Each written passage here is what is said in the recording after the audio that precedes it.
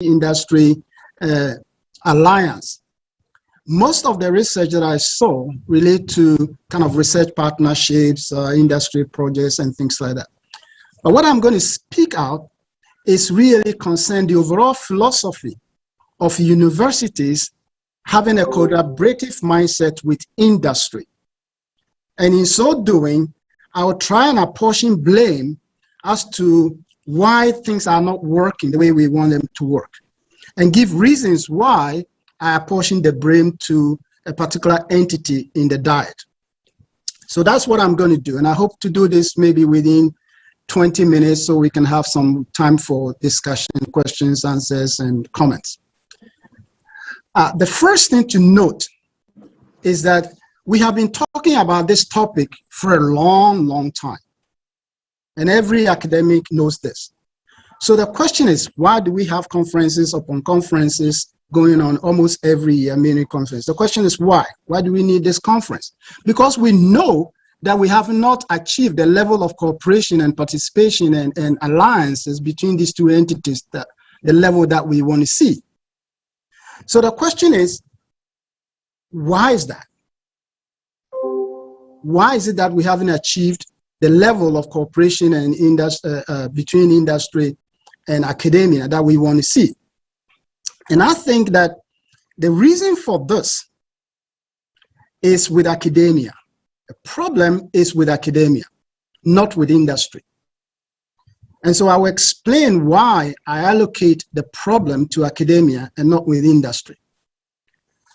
And I'm speaking from the background of being a practitioner. I did my PhD, almost 2 years into my PhD, I was still working in industry. And then I decided to quit industry to become full-time academic and got a job many years ago in Australia. And since that time, obviously, I've been in academia. And now I've changed also to be a practitioner in terms of setting up a new business school, developing a new business school and all that. So that is where I'm speaking from. The first thing to note is that the idea of industry orientation in academia is very, very low. And I define industry orientation as a mindset and a behavior at the same time, as a cultural predisposition of academics and institutions to include industry as a key partner in the education process. Now, a lot of universities pay lip service to this.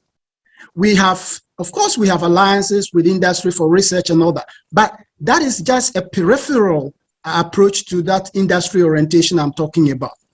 Because when you go into details and see the behaviors of academics to industry, what they say about practitioners and the kind of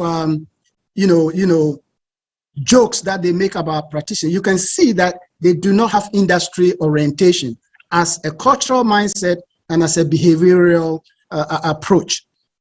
So that is the first problem. And when you have this mentality, when you have this low industry orientation mindset, then it leads you on not to do a lot of the things that are necessary for us to build a system where we produce graduates that are really, really useful for the world and for industry.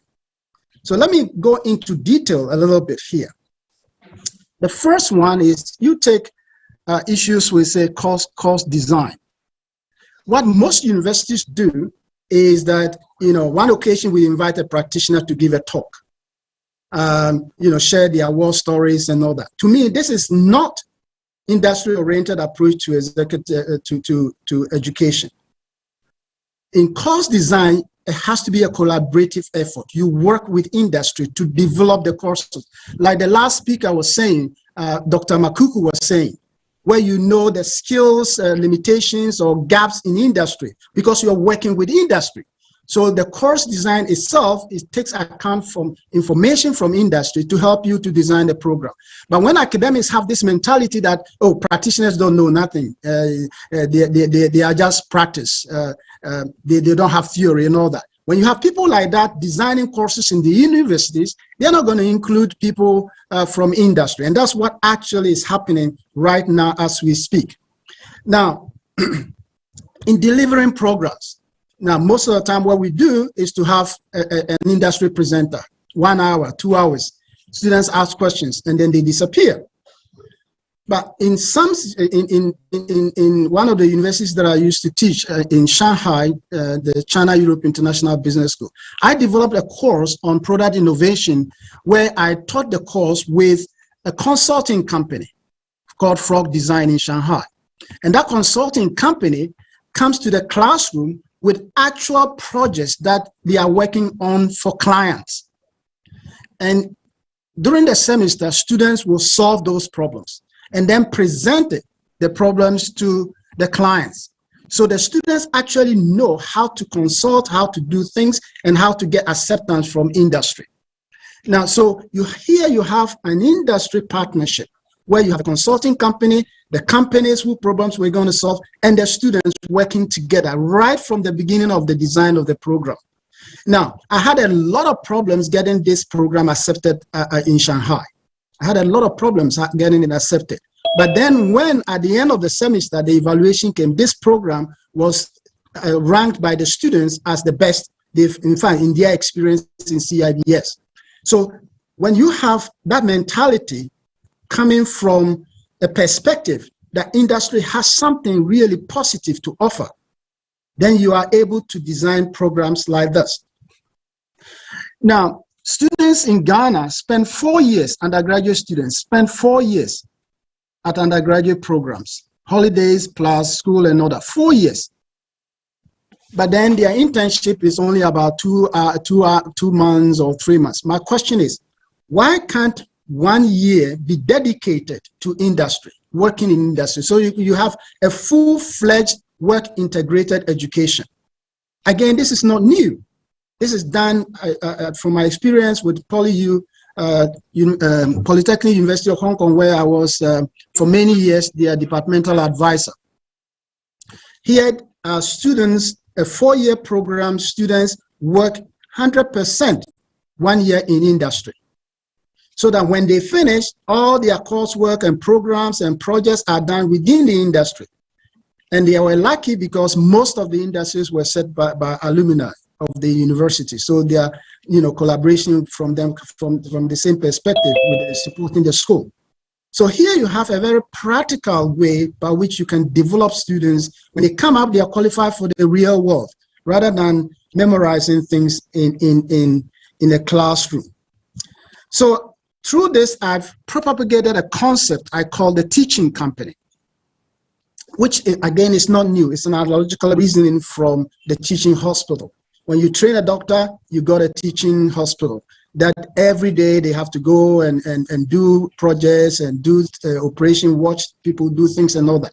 I don't see why we cannot develop something, a concept like that in business or engineering or all those kind of companies with industry. Why can't we do this? We can't do this because we have as academics a mentality that we have to do everything ourselves and we don't have to involve in industry.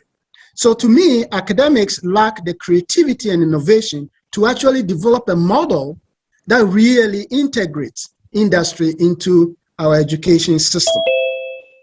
And this kind of propensity to neglect industry in all the things that we do also affects the way we look at industry practitioners as potential people delivering programs in universities.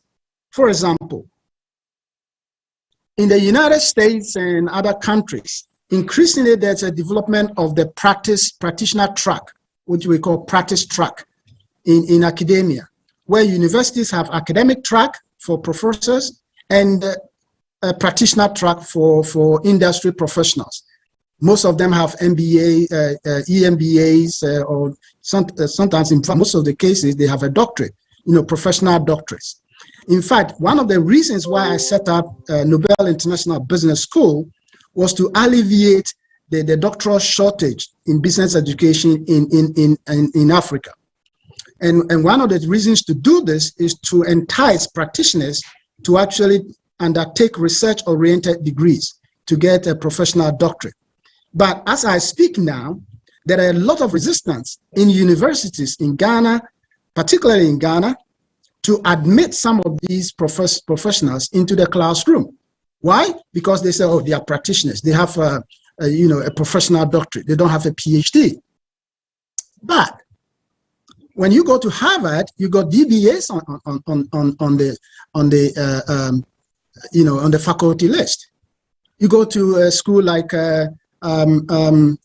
Warwick University, where I have friends there. They have a track, practitioner track, and academic track. The funny thing is that the academic track is designed for people who do rigorous research, right? So in some schools that I know, if you have a PhD and you are not able to meet the research standards, you are relegated to the practitioner track so that you can actually start doing consulting and bring in, practitioners to the classroom. So the point I'm making here is that if we really want to be serious about, industry, academic collaboration, we have to start developing this two-track system in academia, where people with PhDs that are research-oriented would follow the academic track. So they are trained to publish in top-tier academic journals, rewarded for their impact on the literature and all that. While those people from academia, from industry with doctorates, professional doctorates, and those with PhDs but that cannot meet the international research standards would also be in the practice track, where they write good cases, build relationship with industry, build models that invite industry to have a full participation in the academic structure of the institution. That, to me, will be a very strong demonstration of our intention and our behavior to really bridge this gap between academia and industry. In actual fact, I'm business school, so I'm talking from a business school angle. The foremost international body that evaluates quality of education in business schools around the world is the American Association of Collegiate Schools of Businesses. Now, if you want the accreditation system, you have to go through a 5-year cycle in order to get the accreditation you get the accreditation certificate from them. One of the key of the accreditation process, obviously, is faculty. And when you go there, their standard, which is international standard, their standard is that universities, business schools must have practice track and academic track. In other words, you have to have people with PhDs and you have people with, DBAs or professional doctorates as your faculty. Why do they do that? They do that because they insist that business has to meet the needs of industry. So you cannot have just purely PhDs. But when you come to a country like Ghana, they don't recognize, the universities don't even recognize this international accreditation body. What they are concerned about is the local Ministry of Education accreditation, and that is kind of the alpha and omega. You get that, and that's it. So if we're very serious about international standards, then we have to follow these kind of accreditation systems and recognize the importance of actually having practitioners being part and parcel of our education system. Without that, we will be talking about it 10 years from now, 15 years from now, we'll be here again talking about the lack of collaboration between academia and industry. My final point is that this mentality, this behavior of academics in universities and their propensity to push practitioners and industry to one side is actually reinforced by government policy. So if we want to change this, we have to also change government policy. Because the major reason, the major way governments reward universities, at least in Ghana, that I know of, you correct me if I'm wrong, is that they reward input, right? The number of students you have, you get a certain amount of stipend, and government pays you for the infrastructure and other things based on the number of students. But this is just an input. What should happen is the output. So the reward system should focus rather on output, maybe 20% on input, but majority on output. You know, how many of your students actually got a job within the first 3 months of graduation? How many of your students actually set up companies? How many of your students did projects that were related to industry finance practical? You know, if you go by the teaching university system, you will have students working on projects where companies, practitioners will be actually evaluating, like Dr. Makuku said. You know, so if you don't change the reward system, you're not going to change this kind of behavior. And again, I have experience in this, right? In CIBS, where I worked for 10 years, we have collaborators, industry collaborators, and every year, our MBA students will be open to them for them to recruit. If you're not a partner, you will not be able to come to campus to recruit our students. So it is only after our alliance or our industry partners have recruited the students they want, then we invite, you know, people, companies that are not part of that partnership to then recruit. And I can tell you here, we used to have 200 students every year.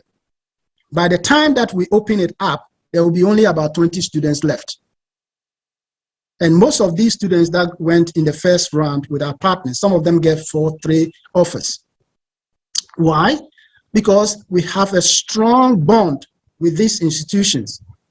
And one of the reasons why we do that is that the accreditation system by the AACSB would want to know how many of your students actually got a job in the first 3 months or 2 months or not. So the reward system forces us, even if we don't like it, and because if we want the accreditation, it forces us to be able to follow this kind of procedure.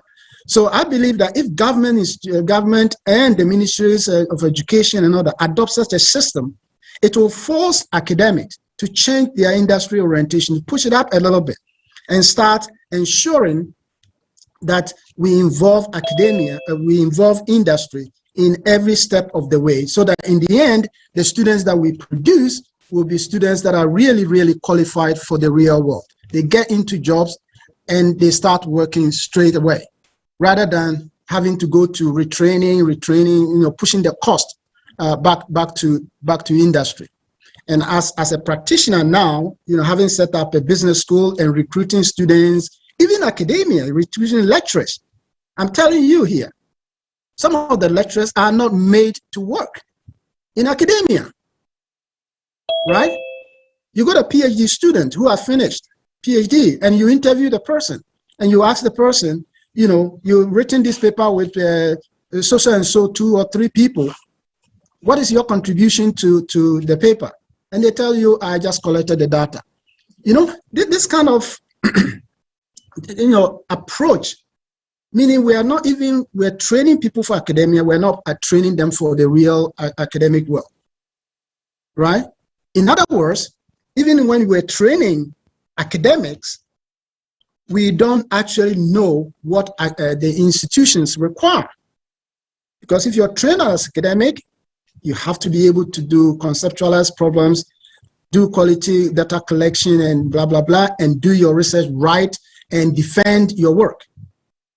So when I see a person come from interview with a PhD from a school, and then you ask them, okay, this paper, you have your name as number 2 or second author, and what is your contribution to the paper? And what is the theory behind it? What are the, you know, the theoretical contributions or even practical contributions? They can't tell you. Why? Because they just collected data, right?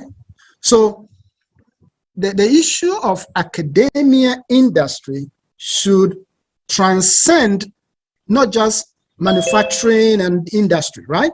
They should also think carefully about the products that they produce for us academic industry, whether they are fit for purpose. And I would argue in some cases, they are not fit for purpose because they are not actually consulting and knowing what we need before they produce them. So this is my take for something for us to think about going forward now and going forward, to make sure that if we really, really want to do justice to this topic, we ourselves as academics must change our mindset and behavior to become more industry oriented. Thank you. Well noted. Thank you, Prof. That is a very great and good assertion that you've made. And at this juncture, I believe that we have learned a lot. I remember with what you said, it has to do with academia must begin to think towards either making a model to befit a practitioner track or that of the academia track. I think that is really a food for thought, and it is a challenge to the academia world. At this moment, I would want to open for any contribution or any comments that would also add to what Prof has asserted to us this morning. So the floor is open. Any contribution or any question that will make it possible for Prof to also attend to our question. The floor is open, ladies and gentlemen. Thank you. I don't have my hand function, but congratulations and thank you, Prof, for such a profound presentation. First of all, I just want to say, whatever he said is practically, and I underscore, it's practically possible. I just want to give one example. I'm a Zimbabwean, but since 2016, I'm a diplomat here in Ghana for a higher education project in AAU. So what I want to say, in my country, I did 1 or 2 degrees in an institution where you would do what we call a double major. And thank you, Prof, for that. I was doing, so it's called Bindura University of Science Education, and it's still there. So what we would do is, if I'm training on how to teach geography, medicine, or agriculture, I will have the content aspect where I'll be taught knowledge and skills in agriculture. And then I would go along with the other channel of agriculture education. So when I have this content and skills, how am I going, if I'm going to be a lecturer, how am I going to impart effectively and efficiently that knowledge and skills in agriculture to students? So, for example, you would graduate with a geography honors education. You would graduate with agriculture honors in education or with education. The education component would enable you to be a good lecturer, and the agriculture content would make you somebody who is good and well-grounded in this agriculture that you are going to teach. And you know, from that, our graduates were highly marketable and are still highly marketable. And then I just want to say, so what he is saying is possible. The other one which he said is about government policy. Prof, let me tell you that whether the policies are changed or not, people can still do it at institutional level. But the problem with people is how they read certain things. So for example, that's why you would hear people saying there's the written, there's the intended, there's the implemented. I want people to get these 3 words: the intended, the written, and the implemented. By the time we get to implementation, people have already misinterpreted the intended. I don't know whether people get me and yeah, agree. I got a point. Very good point. And that's where we miss everything. And so what I want to say is that even with a very good written policy document, with good intentions, upon implementation, we get the wrong thing. So I push it all to the institutions to say that institutions should listen when these conferences and workshops and meetings of such a nature, these dialogue platforms are there. So what I'm telling institutions is the onus is on them. It is in their hands to make sure that they do the right implementation. You find them sometimes hiding behind a finger that the policy does not allow. It's not true. Do the needful. Start it now and see. You can design a dual program which shows the dual track that Prof has indicated to us. And it can come in terms of the programs you are designing for the current students. And it can come in your promotion criteria. Am I not right? Yeah. Let your promotion criteria be dual as well. If there are people who are good in practice, let them go and be professors there. Absolutely. Absolutely. Absolutely. Community engagement. Yeah. It takes on board those lecturers who are very good in project management, professors and lecturers who are very good in community engagement, and they take that avenue for promotion. These ones who are for research and publications can go that way. And I'm so saddened that in Ghana here, it seems like those who produce, who end up with patents, those patents do not contribute to promotion. Yet patents can come up with university industries, industries owned by the university, and earn millions of cedis and US dollars and forex. But those people, I met one or two from some universities in Ghana who said, Doc, the person who published got professorship ahead of me who have got a patent. It's not that a publication is not important because it leads to a patent. But when you look at it seriously, within the research process, thank you so much, Dr. Makuku. Is important. Yeah, Dr. Makuku, we are so grateful of that. I believe that you'll be giving us a lot of attention to in that area, but we want to also admit other people to also contribute or ask questions since Prof is on the podium, so that we also take the other side of that contribution. But your point is really well made, and I know Prof is also taking notice of those assertions as well. So, ladies and gentlemen, the floor is so opened for questions since Prof, based on his presentation,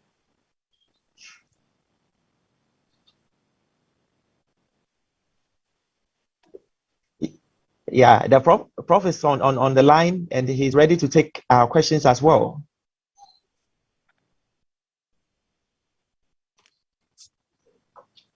We got academics here, and I'm surprised no one is challenging my point of view.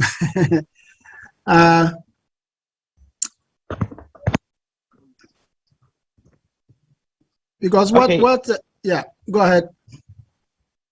Okay, Prof. So I think I would wish to ask a question, Prof. Go ahead. Yeah, I would want to find out.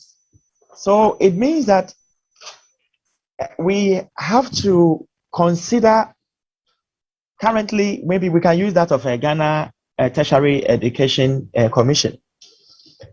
Can we use this opportunity as we have mounted this podium to raise these concerns to them to also start working hard to be able to give accreditation to those in the professional practice of academia, so that it should be recognized? Yeah, absolutely. And I've discussed this with the Director General some time ago, just not formally, just casually, because one of the things that we have to remember is that, and I think Dr. Makuku touched on this a little bit. The current system of having academics in the universities, the promotion system and the evaluation system and all that, obviously are geared towards, publications, which is not bad in itself. But the implementation she was talking about appears to me, from my level of standard in terms of research standard, appears not really done well. Why do I say that? I say that because in some of these universities, I don't know their structure, but I hear that the issue is about the number of publications you put out. So you have a system which says that if you publish 10 papers within a certain year, then you get promoted from this to this. Now, in other universities I've worked, in my 25 years in academia in overseas, there's no way you have such a system, right? The system should be based on quality. And the quality, we all know, we are academia, we have different ranks of journals and all that. So we have that quality level already there, right? So it's not about how many, but about where you actually publish and the type of publication you have, the citations and things like that. So that's the first point, right? So that is why in my former 2 universities that I was before, I set up my own business school.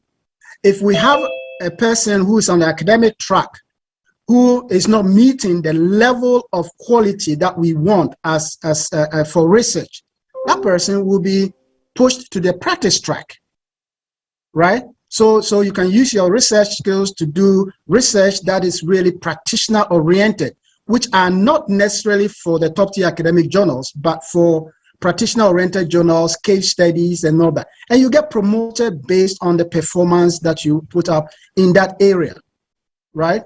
So I think we have to go the dual track system. And I'll reinforce this by saying that if you go to the United States today, there are universities like University of, what was this called? Weatherhead Business School. I've forgotten the university now, where 90% of their professional doctorate students go into academia. And why is that? Because in 201,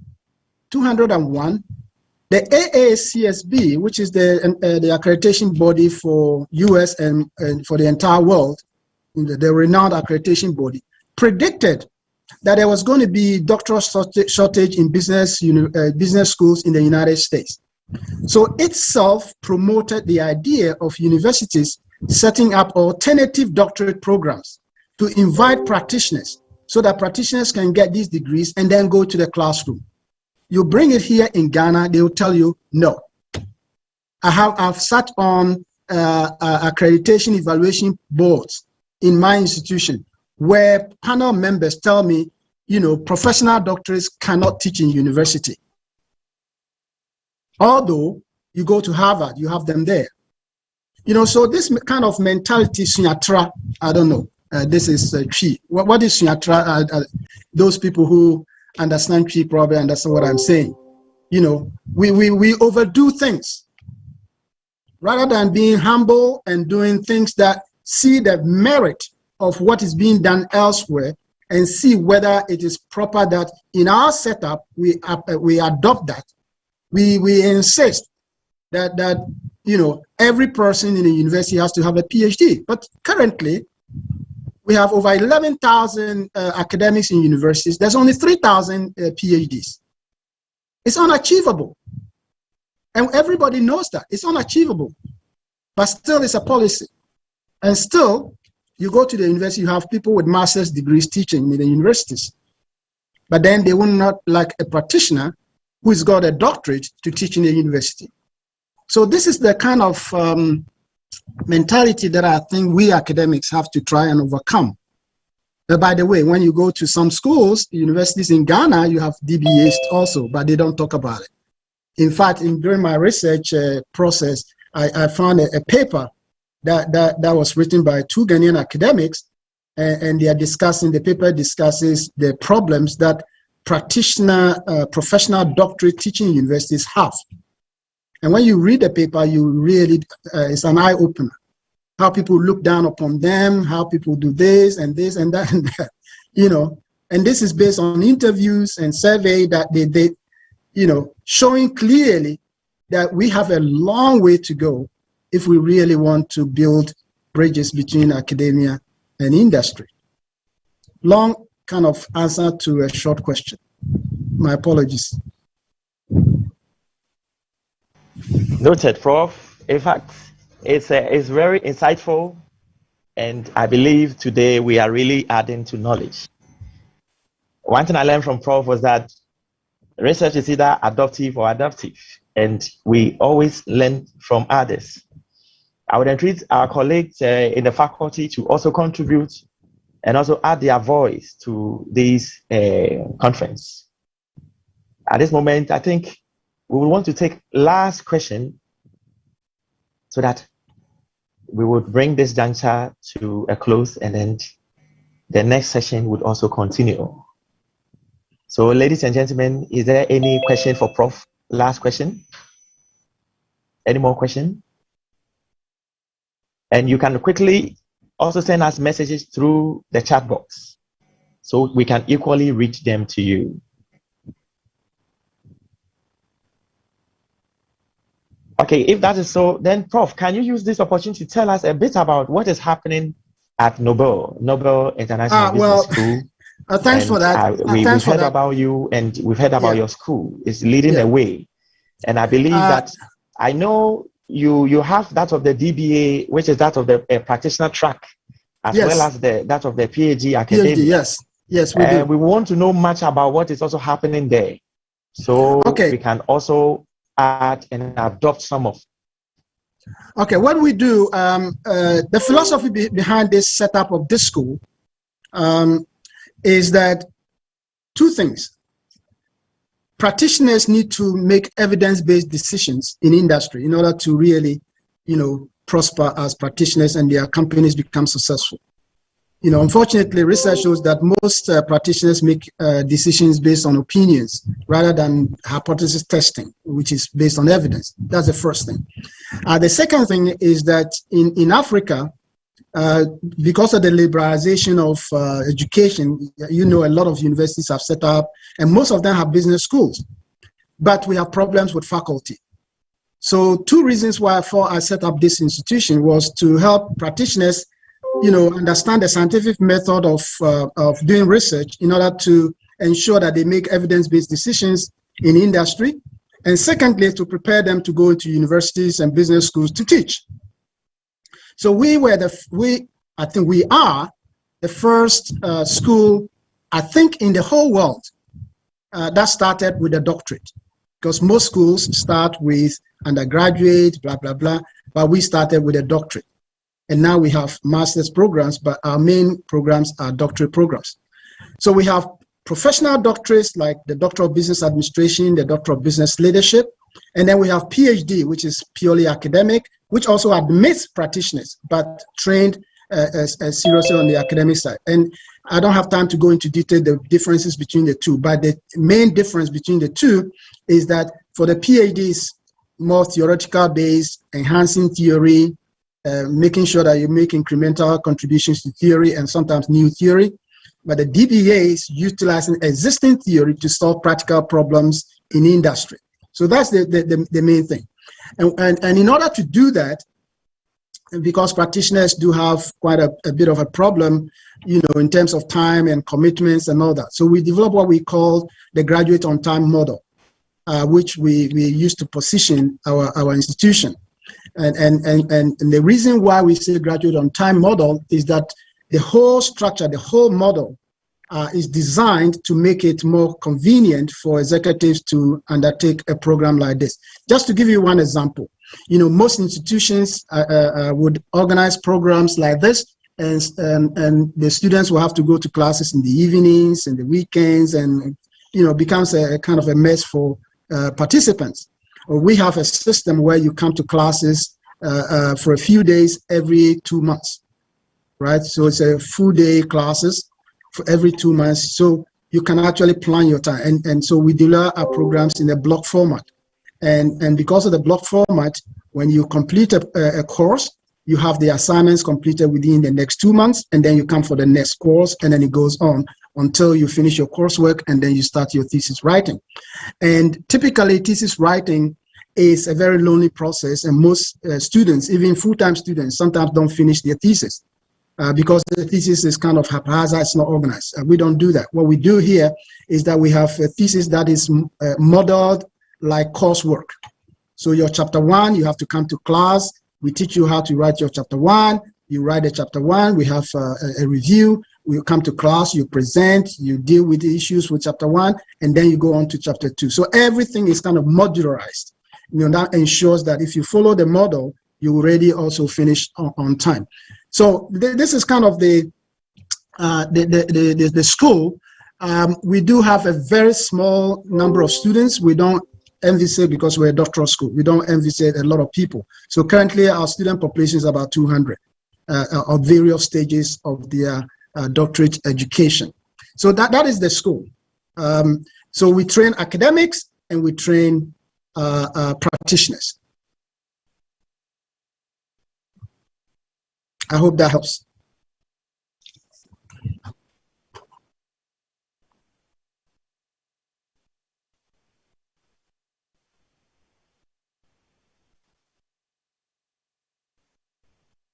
Hello?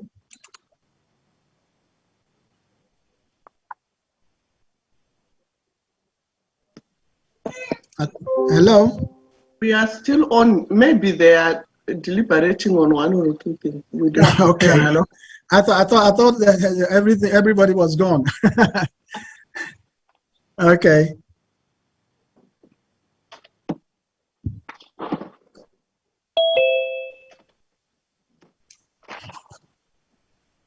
So, Prof, I just wanted to ask, so how long does it take then minimum to complete the PhD if they receive so much support? Because I can see the support. Yeah, the support system is quite strong, actually. And so our PhD, we said the minimum time to receive a degree is 3 years. But you have a minimum of 2 years to submit your thesis. And then we go through the examination process, and all our PhDs must defend their thesis publicly. So this morning, in fact, if you can see here, we have 12 PhDs that are going to defend their thesis publicly. So we're going to advertise in the newspaper with their pictures and the title of their thesis, and ask the public to come and listen to them defending their thesis. So that's the process.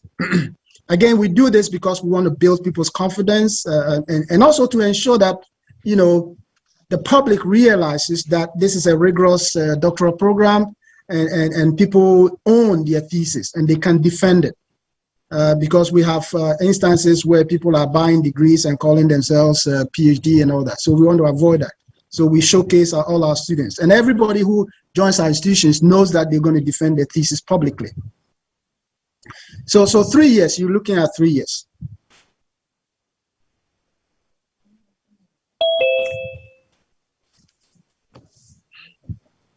Hello, Matilda.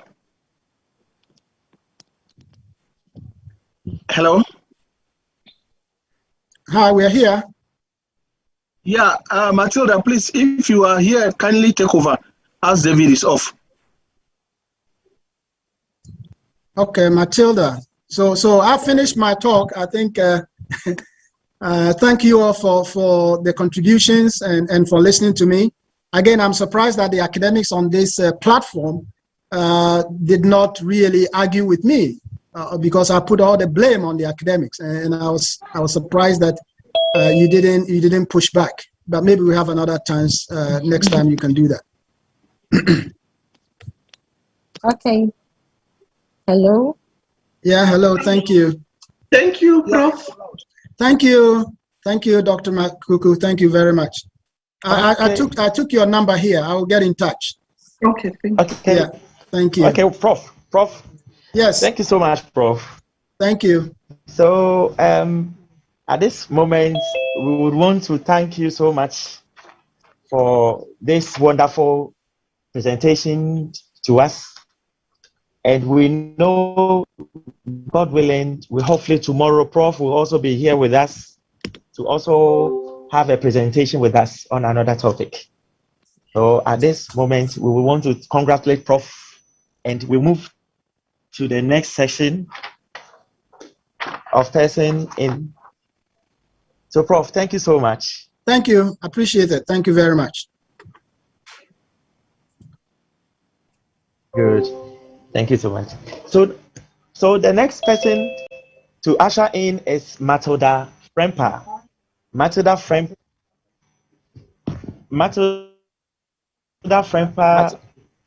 is a public relations professional from the Tema oil refinery. She is going to speak to us. She is going to speak to us on the focus on employees.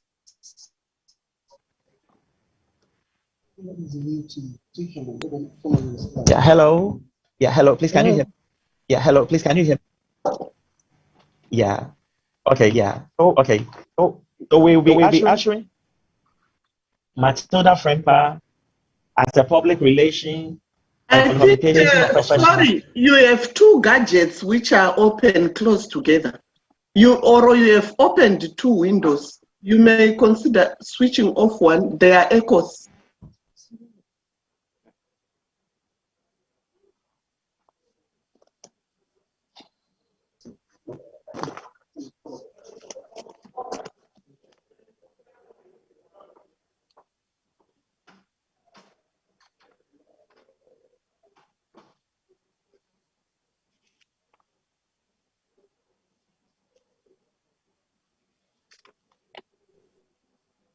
Dave, hello, Dave. Hello.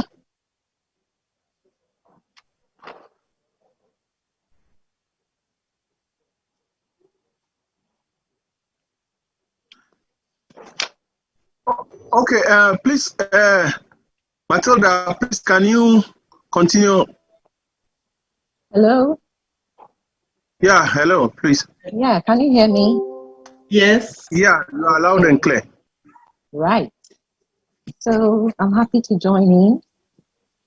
I really had a tough time signing in, but finally I'm here. And it's an interesting topic that we are looking at. That is the employee's perception of employability skills, industry relevant competencies and skills, gaps in modern graduates. So I'd like to begin by saying that the issue of skills gaps is not something new to us. It is a widely recognized phenomenon, just that it's been less frequently discussed. So I'm happy we are talking about it today, which means that it's an issue that needs to be addressed. The issue of having a gap, difference in what happens at the classroom or the lecture room and what is pertaining on the world of work, when you put it that way. So what accounts for this well-established difference is has become a very critical issue or question for both lecturers in the lecture halls and also employers within industries. I believe that we need to look at it. I mean, it is indeed a race against time for both industry and academia to develop pragmatic processes and means of bridging this alarming gap, but surely depreciating the value and efficacy of the needed skills for the growth of industries. So what are the perception of employees? For me, I don't think it's a critical issue or concern for employees because I'm not the one to identify if I fit within. It's the employer. I only become a victim. And I may not even be aware that there's a deficiency in the skills I have or for which I've been employed in a company to do. So for me, I feel that it is an issue or it is something that should be identified by the employer on the field and the lecturer in the universities. This is the most important thing for the two institutions to address and not precisely the employee. Because I apply for a job and I come out of the university feeling that I have the skill because I've been taught, I've been lectured, I've been trained. I come to the field, I know I have all the skills, but the employer might feel that there are some deficiencies somewhere, which obviously I'm not aware of. Yes. And so I believe that it is an issue more to do with the industry and the academia coming together to address it. So what are the gaps? What are universities equipping students with? And what are employers looking for? I think that the university basically will train students. They provide the training, the theory with the aim of equipping students with the skills and knowledge in their given degree programs. And the employer is also looking out for a mix of good technical ability and other soft skills. For example, in a refinery, you go to the processing plant. Sometimes there are valves you need to turn. Sometimes there are mixtures you need to do in there at the lab. So if, for example, a potential student is reading chemical engineering or mechanical engineering, he gets that kind of technical theory, out of which he comes to the field, learn a little, and apply it to the work he's been asked to do. The employer is also looking out for soft skills like communication, teamwork, proactivity, exhibiting leadership skills, and all that.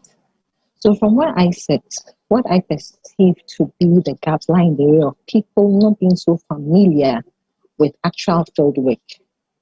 Because I've learned so much in the classroom, I've gotten a lot of theory, but the practical bit is missing.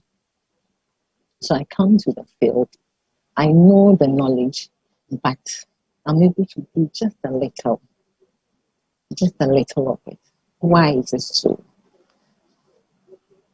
The other issue or the other thing I perceive to be a gap is the critical thinking. We come to the workplace, we are not just expected to do it. We've been asked to probably write, gather or put together a database for a particular assignment or task. I think you can go the extra mile of doing it beyond what it is done. And that involves critical thinking outside the box. How can I do it differently? How can I do it such that it adds real value to the company? It adds real value to the department I am in. And these are the kind of things I perceive from where I sit. Sometimes somebody at the lab, or probably talking from the refining point of view, somebody at the lab may need to do some blending of chemicals here and there. Because there is no practical work of it in the lecture room or in the school, it becomes a bit difficult. And this creates that gap within the workplace. And the same exists in other departments, other places. In other places too, you get people who come to the work, they are trained to do something, later they get promoted into other job functions. If adequate training is not given, it means that the person transferred or promoted cannot perform up to task. And there you're able to identify some gaps. It's happening everywhere. It's happening everywhere. And it is not an issue of the employee identifying that I lack a skill in this. He feels, because I know that's how they promoted me, that's why they transferred me. Exactly. And also the issue of lack of resources. I'm supposed to perform a task, let's say in civil engineering or at electrical. There's a gadget not working. If I don't have the resources to do it, it becomes difficult to perform that task. In that same vein, you realize that there is something missing. So I believe that a lot is happening within industries that needs to be addressed. And it's come about because people are not giving the practical exposure to some of these things.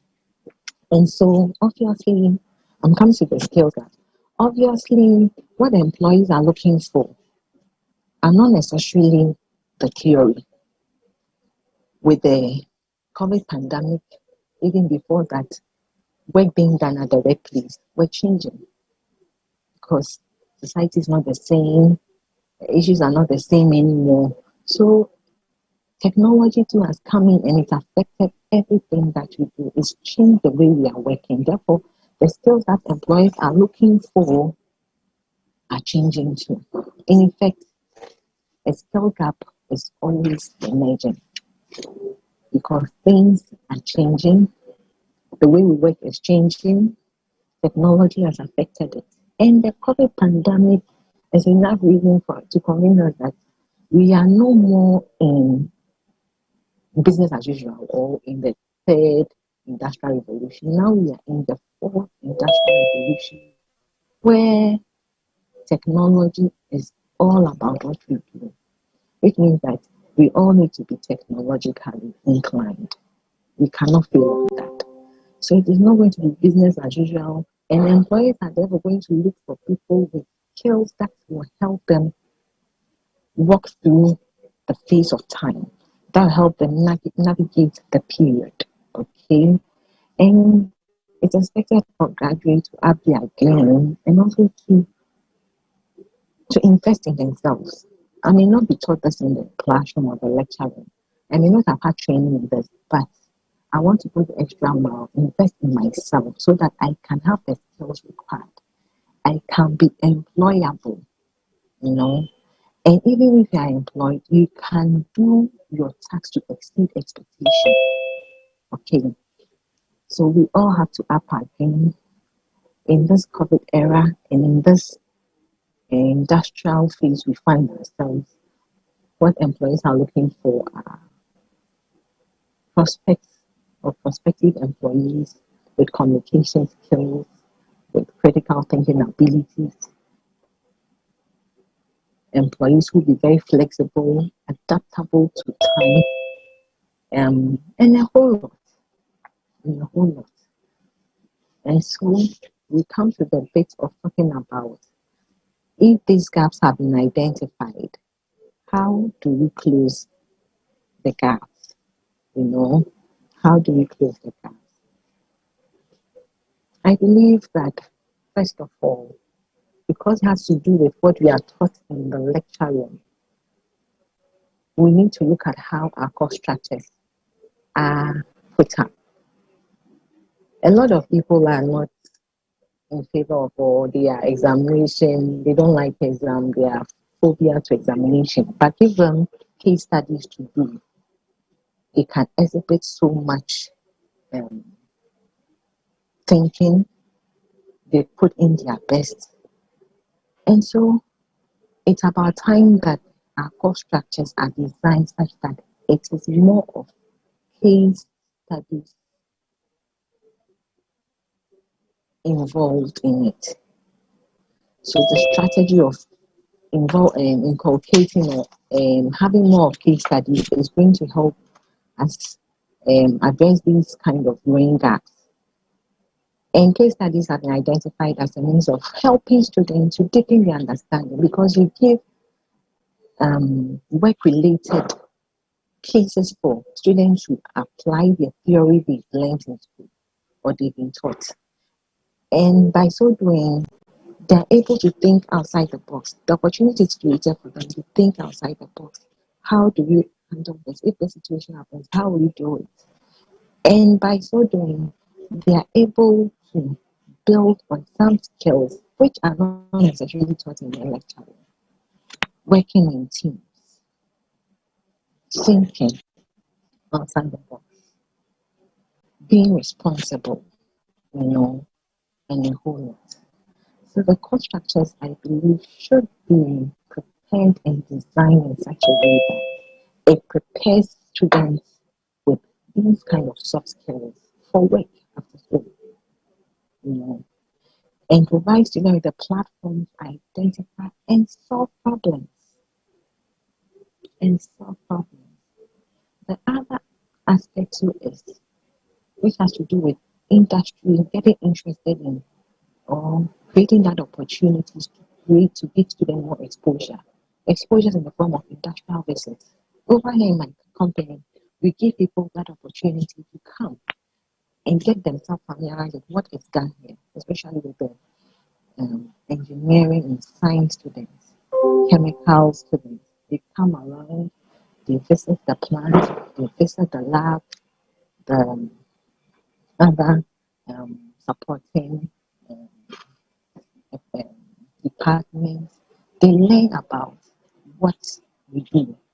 To be able to have a combination of the theory with the practical on the field, they have a better appreciation that, so this area that I'm being taught in chemical engineering, so this is how it works, or this is how the person is able to relate with it. The student is able to relate with it. So such opportunities give the students to also build on their network. Some people come in, they meet people who have done courses they've done before, they engage in conversation, build that network, and are even able to secure intentions out of it because of the network they built. So out of the industrial visit, they get the appreciation of what really happened in the firm, and they will love to come and have an intention. And you and I know that it's not easy having internship easily. So through such industrial visits, students are able to create that network. They're able to get practicality of what they are taught in the lecture room, and they have a better appreciation. It's a vital area that I think should be explored in bridging the gap. The other area is also creating opportunities for internship, which is also dovetailed in the industrial visits I talked about. Opportunities. Industry should give students opportunities. If it is a communication industry, telecommunication industry, people with such background should be given the opportunity. If it's a combination of HR unit, PR unit, people should be given the opportunities to come and get themselves familiar with what actually pertains on the field. And over here, we do it. People come and they realize that they taught me this in the classroom, but this is what we really do on the field. They get excited, and they're able to build on their skills and competence because they've gotten that exposure to on the job practices. It helps so much. And I believe that for those of us already in the field working, what employers can do to bridge or to address these gaps is to support lifelong learning. Let's commit to it. That this is what we know when we embark on. Will help us gather more skills, build on our skills and competence, become good at what we do, become best at what we do. Unfortunately, in a lot of companies, it is not happening. even when people have chosen themselves to go for training or get some knowledge somewhere, sometimes the time that you want to do it's not even allowed. But I believe that when we all come together and commit to lifelong learning, which necessarily doesn't have to be anything too big. It could be on your computer, it could be on your phone, learning, sign on to one program or the other. It is really going to help. And for me, I've done it. It is helping so much for me. And other people in other departments have also done it, and it is helping them so much. So I believe that we should commit to the culture of continuous learning, build on our skills, build on our knowledge, build on our competencies. We need to explore that. And also, the very important bit is the industry academia relationship partnership. This cannot be overemphasized.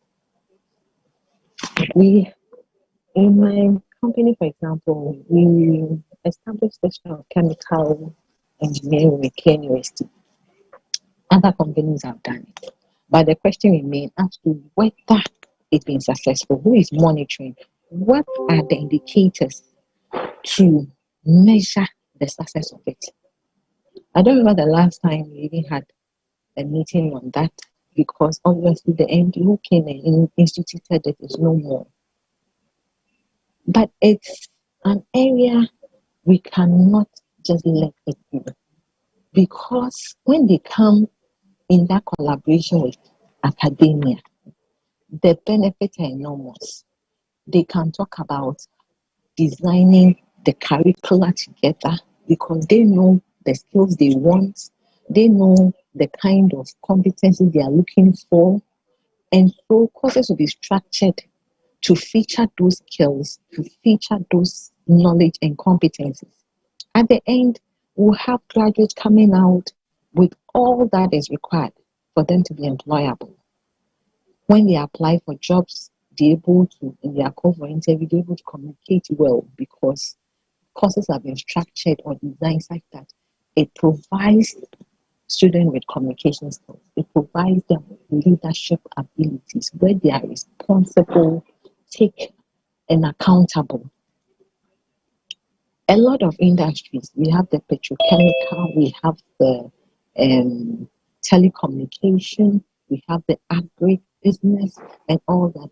All these industries can forge strong and intense partnership with academia so that we can really address the problem of skills gap.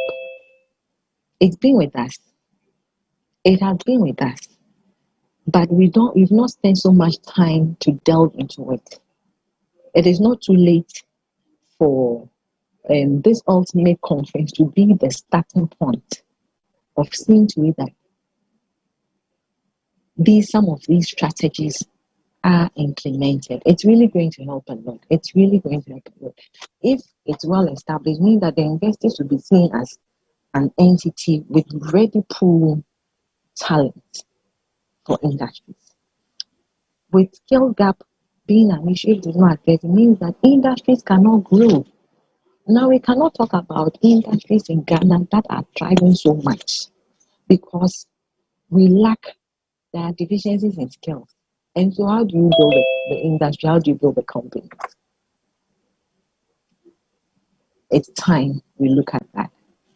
And so I believe that just with every problem, we just need to adequately define what the issue is with skill gap so that we can effectively solve it. It calls for intense collaboration. The solution is in our hands.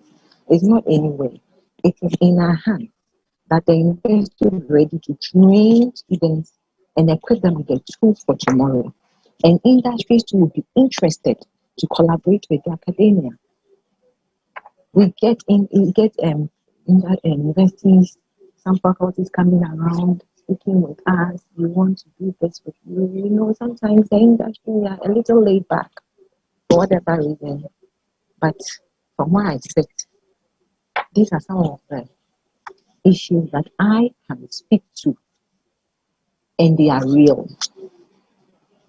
They are real. So are you ready to collaborate? Are you ready to explore avenues, some of these strategies, and see to it that, yes, we can project in the next 2 to 5 years, we'll have strong curricula that equip students for tomorrow, that equip graduates for tomorrow, and that industry can rely on.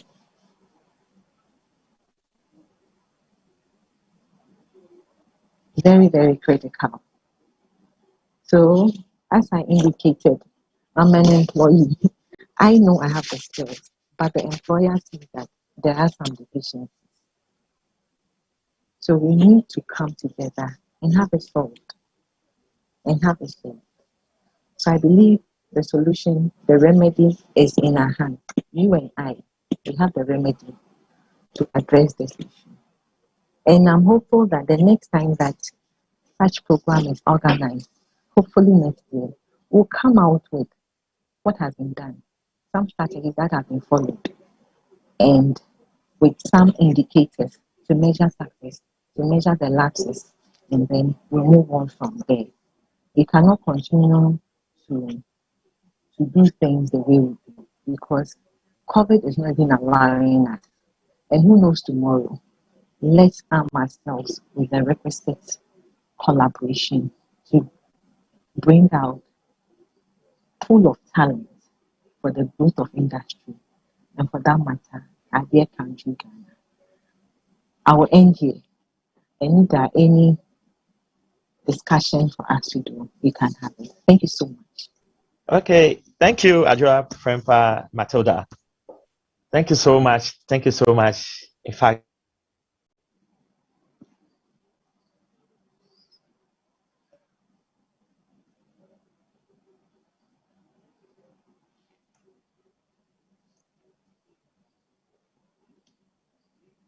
that is very insightful from the point of that of the industry. Hello? Hello? Hello? Hello? Yeah. Okay, please, you can hear me. You're loud. You're loud and clear. Okay, so please, kindly, I want to find out from Adjoa Frempa. Currently, the state of tour, you were talking about that of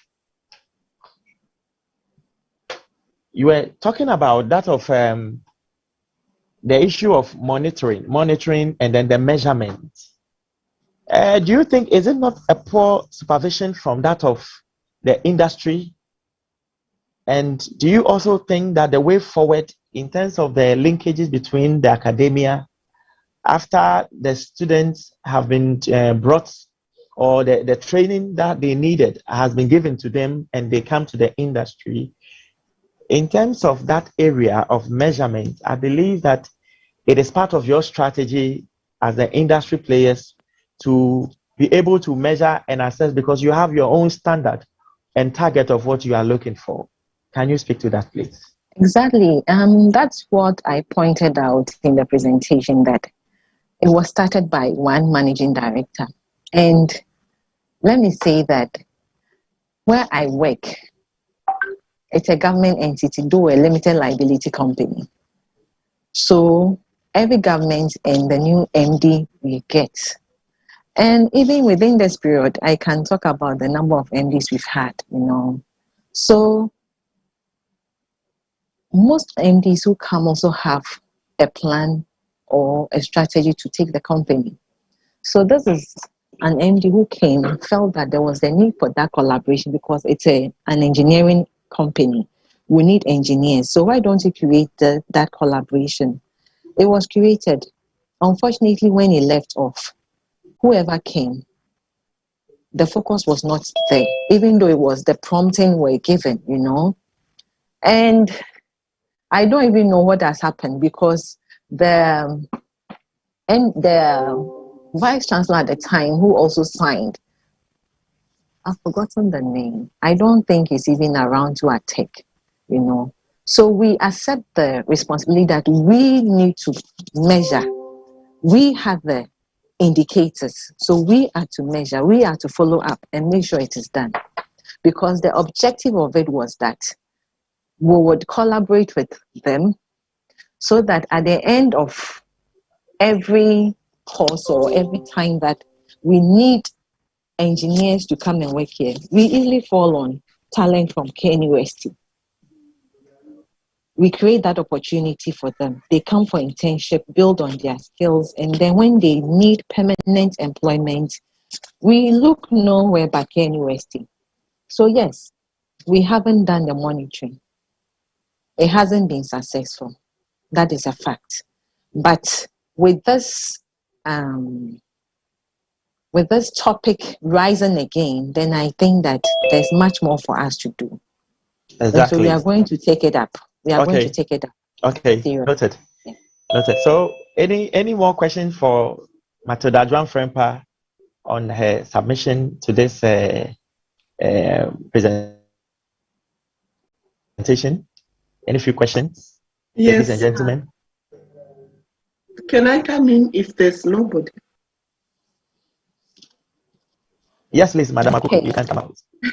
Yes, thank you. So, Matilda, I've got a few things to point out, but generally to the flow. To say, I think you talked about chemical engineers and the technical engineers. I think for everybody on this platform, there's one thing we may also want to consider. It may be tough on students, but I think it can be done that they have multiple skills. Can't we have programs that combine chemical and mechanical engineering? That's one. Number two, I just wanted to say also, the teaching methodologies that are used also compromise what comes out of the graduate.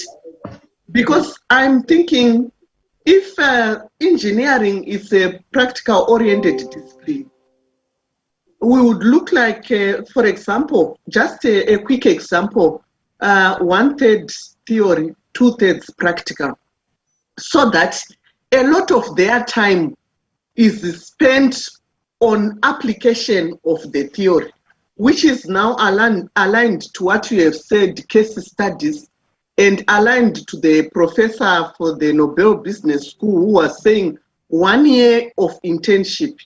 In my country, students go for a complete year in internship, and then after that they come and do 4th year, and then they graduate, or they do it in 2nd year. If it is a 3-year program, they graduate. So that continuous practice can help them. So now, to give you time to respond, I've seen a problem also that sometimes we send our students to go and do internship. Maybe they are supposed to be taken in the chemical lab or to the pieces of equipment, but you find them being asked to drive the buses or to go and pick the children's buses from school. Please say something. So what we send them for does not happen. Some become receptionists and secretaries. I've heard of that. Yes.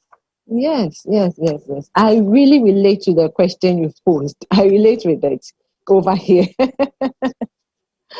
We have it a lot, not only at all where I work, but I'll speak for where I work now. We get students coming in, maybe their field is, mostly it has to do with those who did maybe humanities or sociology. But for those who did engineering, they go to the engineering field. They go to the plant and work. But for those who did sociology, HR, and other, you find that, one, somebody will be sent to the reception. What I'll say is that we don't have well-written or well-prepared training for internships. It's lacking in industries. That's why we tend to have what we are having. So if we had a structure that internship, when they come, we give them this number of weeks to do orientation, number of weeks they have this training, and it's always related to the course that they've done at school. We will not be having the problem where You are sent to the reception. You are called. You are running errands for the office as if that is what you are doing at school. That is not what you are doing at school. You are at school reading human resource management. You are at school reading chemical engineering. And so when you come to the field, the expectation should be that you are assigned a role in that area. How do you address it within industries? That's why I pointed out the collaboration. If we collaborate with industry and academia, some of these issues can be addressed. For example, universities coming over, we have time for maybe universities, just as we have time for clients, we have time for stakeholders like our universities, where we dialogue on some of these issues, and then we can together develop a plan for internship, together develop a plan for national service people, so that when they come, they feel part of the work. Some come, they just walk through and go, because the department that they even be assigned don't even understand the structure, let alone to prepare a program for that internal service person. And it's an area that we have identified here. Recently, we had a meeting and we've identified that there should be a training structure in place so that when students come on internship service, they can be trained on the job. They will go back to school and share that practicality with their class through case studies or any other presentations. The same for service people. They will be trained such that even if they don't get an offer here, wherever they find themselves, they can apply that knowledge to where they find themselves, work effectively. So that is what I can say about that.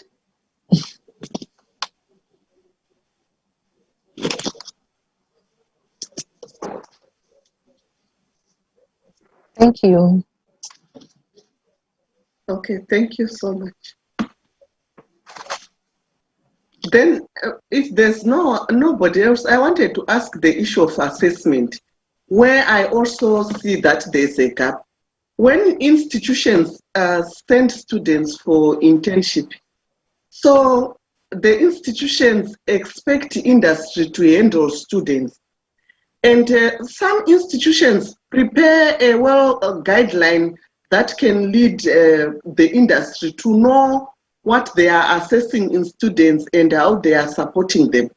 But sometimes other institutions just push students to go and look for internship.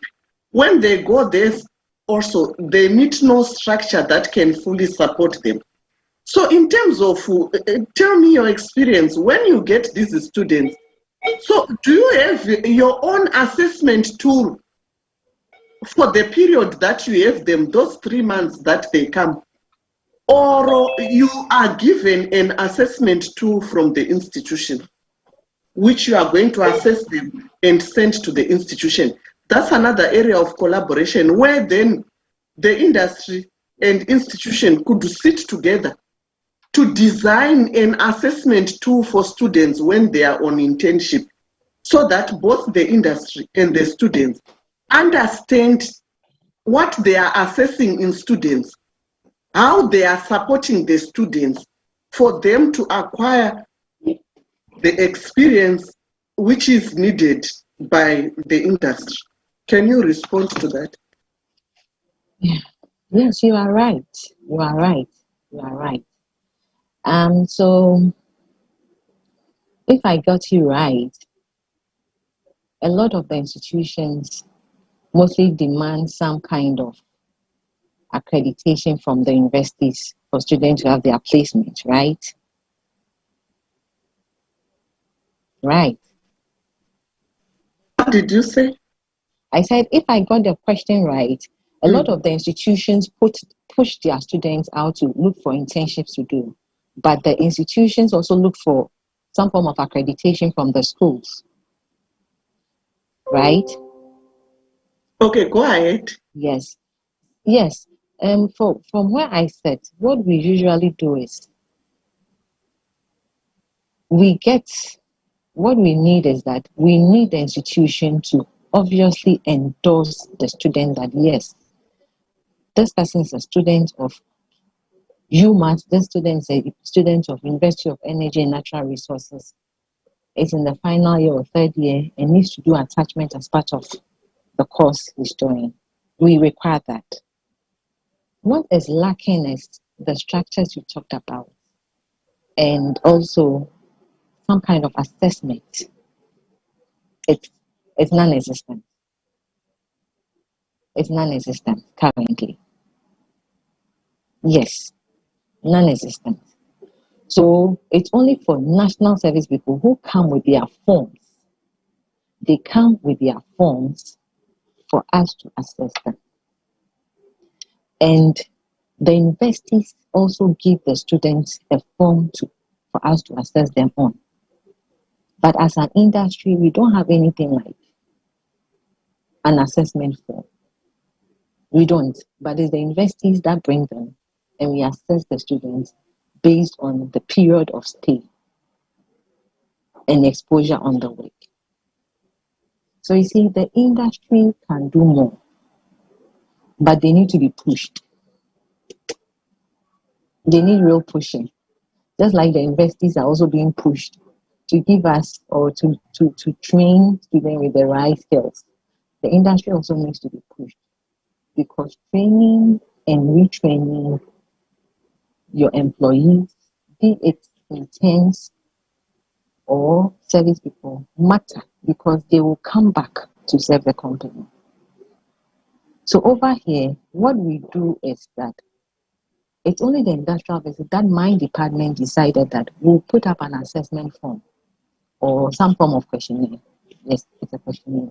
We'll solicit from students who come on industrial visit to know their perception, their level of satisfaction, and others. But as to people coming on intention,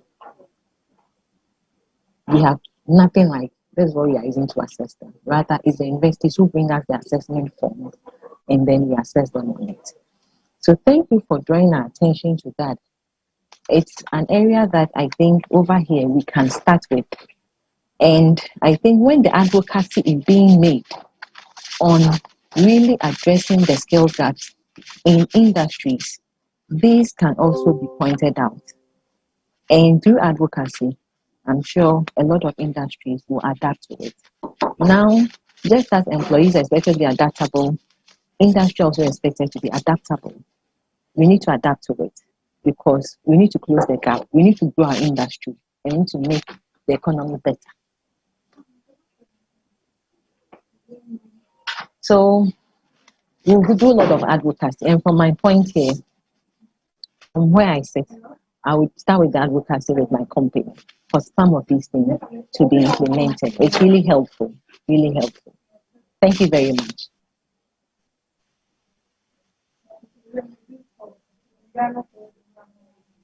Hello.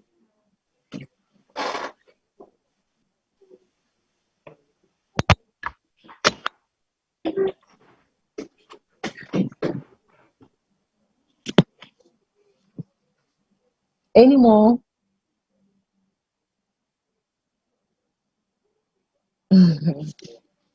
Hello. Hello. Yes, please, can you hear me? Yes. Good. So thank you so much, Matilda Frempa. We are so grateful for your contribution to speak on that of the employer's perception on our students. Was it on the employees or employers? That is employees, right? Exactly, exactly. I think we've really learned a lot this afternoon. And then we've also added, or you've also added to knowledge. Yes, and you've also pointed out a lot of areas that we can be looking at. Exactly. So what we need from you and all of us is to engage in more advocacy so that we can be heard and all be well resolved. Exactly. So I also want to thank you for your time and for the opportunity to share my thoughts with us all. We are grateful. We are grateful. Thank you so much. Thank you so much. Thank you so much. Thank you too. Okay, that's okay. So at this moment, I think it's still within the industry, but I think we will move backwards to also hear a little from that of how we can institutionalize the career service within our institutions. And that is, we want to institutionalize career services and mentorship training model as part of our higher education institution curriculum.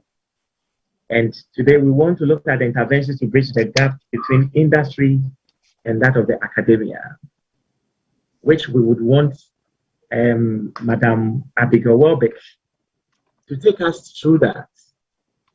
She is the Officer Career Services Director at the Ashesi University. So at this moment, we would want to usher in Madam Abigail Welbeck to talk to us on that focused topic, so we can also add to knowledge the need for which we have to institutionalize career service. So, Madam Abigail Welbeck, you are welcome to online with us. Thank you so much, David, and good afternoon to everybody. It's a pleasure to be on this call today, and I've listened to some great insights already shared. And just a minute, I have a PowerPoint. I'll just share my screen in a minute. Okay. Sorry, I'm not able to share. It's been disabled. Can I be given the ability to do that, please? You are given now. Okay, let me try that again. Okay, thank you. So I just wanted to mention that I would be talking on some points similar to what Matilda has shared, interestingly, and I probably am taking it from the institution aspect, right, and making some recommendations on that aspect as well, but also to share Ashesi's perspective and how we are taking it up from our end of things, right? And so, just a minute, as my laptop loads. Okay, there we go. Can you see my screen, please? Yes, we can. Okay. Yes, we can. We can see. Sorry to the organizers. Hello? Hello, organizers. Hello, Madam Akuku, we can hear you. Yeah. Yes. Let's hear about the question. Check the chat panel with the discussions. Yeah, I think it just came. I saw it. I saw the question, but it just came. That's why. Okay, thank you. Yeah, I saw it too. Okay. So maybe when she finishes with her session, it can be addressed together. Okay, are we good to go then? Yes. Yeah. Go on. Go on. Okay, all right. So I'm just sharing on this institutionalization of career services. I mentioned taking similar points also from what Matilda shared in terms of what we should be looking at.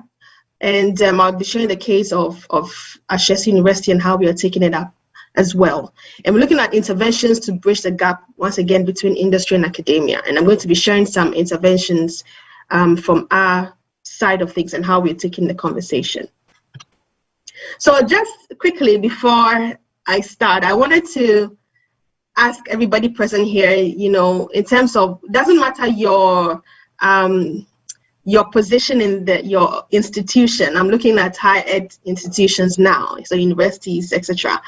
What in a few words, what would you say, or how would you describe the desired qualities, or what would you would term as a success indicator? When I say graduate, there's somebody who's just finished, is about to graduate, or you can look at somebody who's just graduated, right?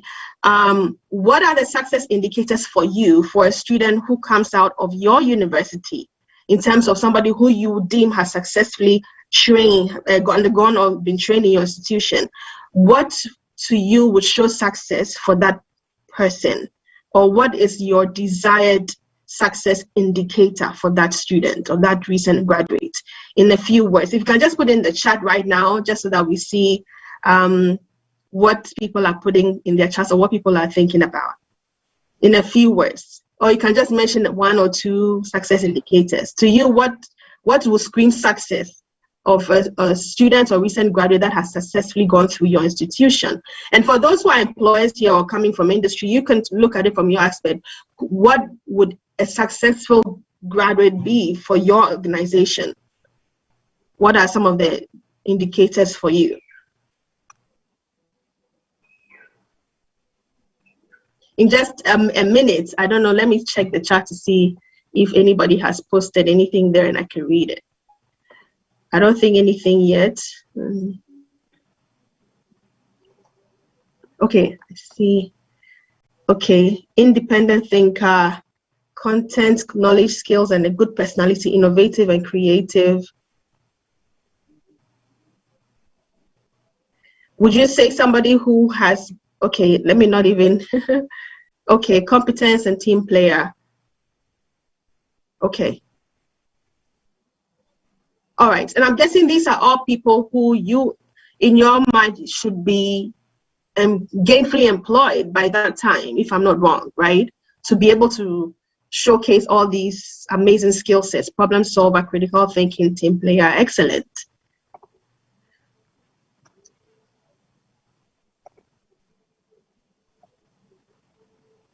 So let's stick a pin to that question and the answers we've received right now, right? Why are we even having this conversation in the first place? Career services, you know, skills gap, you know, what's the need for all of this? Why are we even talking about this? And I just want to give a few stats, right? And so if you look at, there's an article by ESSA just this March that looks at how universities in Africa can build job skills for young people. And they mentioned that it's estimated that the youth population in Africa will double to about 830 million by 2050. Of Africa's nearly 420 million young people aged 15 to 35, 1/3 are unemployed. So, and a chunk of this, you know, in the middle bracket at least, are the candidates who are coming into our universities, our higher ed institutions. 1/3 are unemployed, another third vulnerably employed, and 1 in 6 is in wage employment, just 1 in 6. And so there are also many factors causing high levels of youth unemployment across Africa. And Amani also mentioned the mismatch between available skills and job requirements. We've been hearing this over and over again. Field of study, right? The students' choice of the field that they're studying in, ineffective career guidance, counseling services, low job market information, right? So we are seeing all these indicators out there, right? This is the article that I pulled that from. And also, additionally, we want to look at life is not business as usual anymore, right? Even, let's say, pre the pandemic, that has also introduced a lot of changes, right? Change is here to stay. If we look around us, there's so many changes, right? Socially, environmentally, politically, economically, technologically. Change is everywhere. Everything's are changing very quickly, very rapidly, right? And the world is changing. Hold on a second. The world is changing how most organizations also operate, because they also have to change to associate what is happening around them, right? And most operations are becoming obsolete. And I think Prof. 2 speakers ago mentioned similar thing, right? Jobs and tasks are constantly being automated or transformed with technologies, advanced technologies like robotics, artificial intelligence. So work itself is not like what it used to be. It's changing. We're having new job titles, new work processes, right? Tasks that are associated with certain jobs and skills are changing, right? And in the next 5 years or 10 years, they're going to be looking very different, right? The traditional in-case method of learning and teaching, therefore, will eventually have to change, because you are preparing students for a job market that is changing. You have to change the way you are teaching them as well. And industries are also changing to innovate around the change that's around them, because they need to stay relevant, right? So they're also changing how they operate. And then finally, with the pandemic coming in, we all know how the pandemic has literally forced us into a new way of thinking and a new way of doing work. The 21st century is both challenging and uncertain, constant learning. And one quote I love, it says, the illiterate of the 21st century will not be those who cannot read and write, but those who cannot learn, unlearn, and relearn. Because so many changes are happening around us.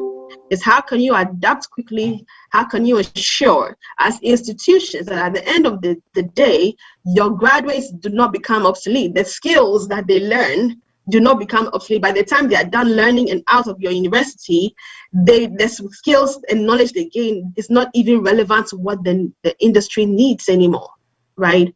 So that's a huge issue here on our hands, right?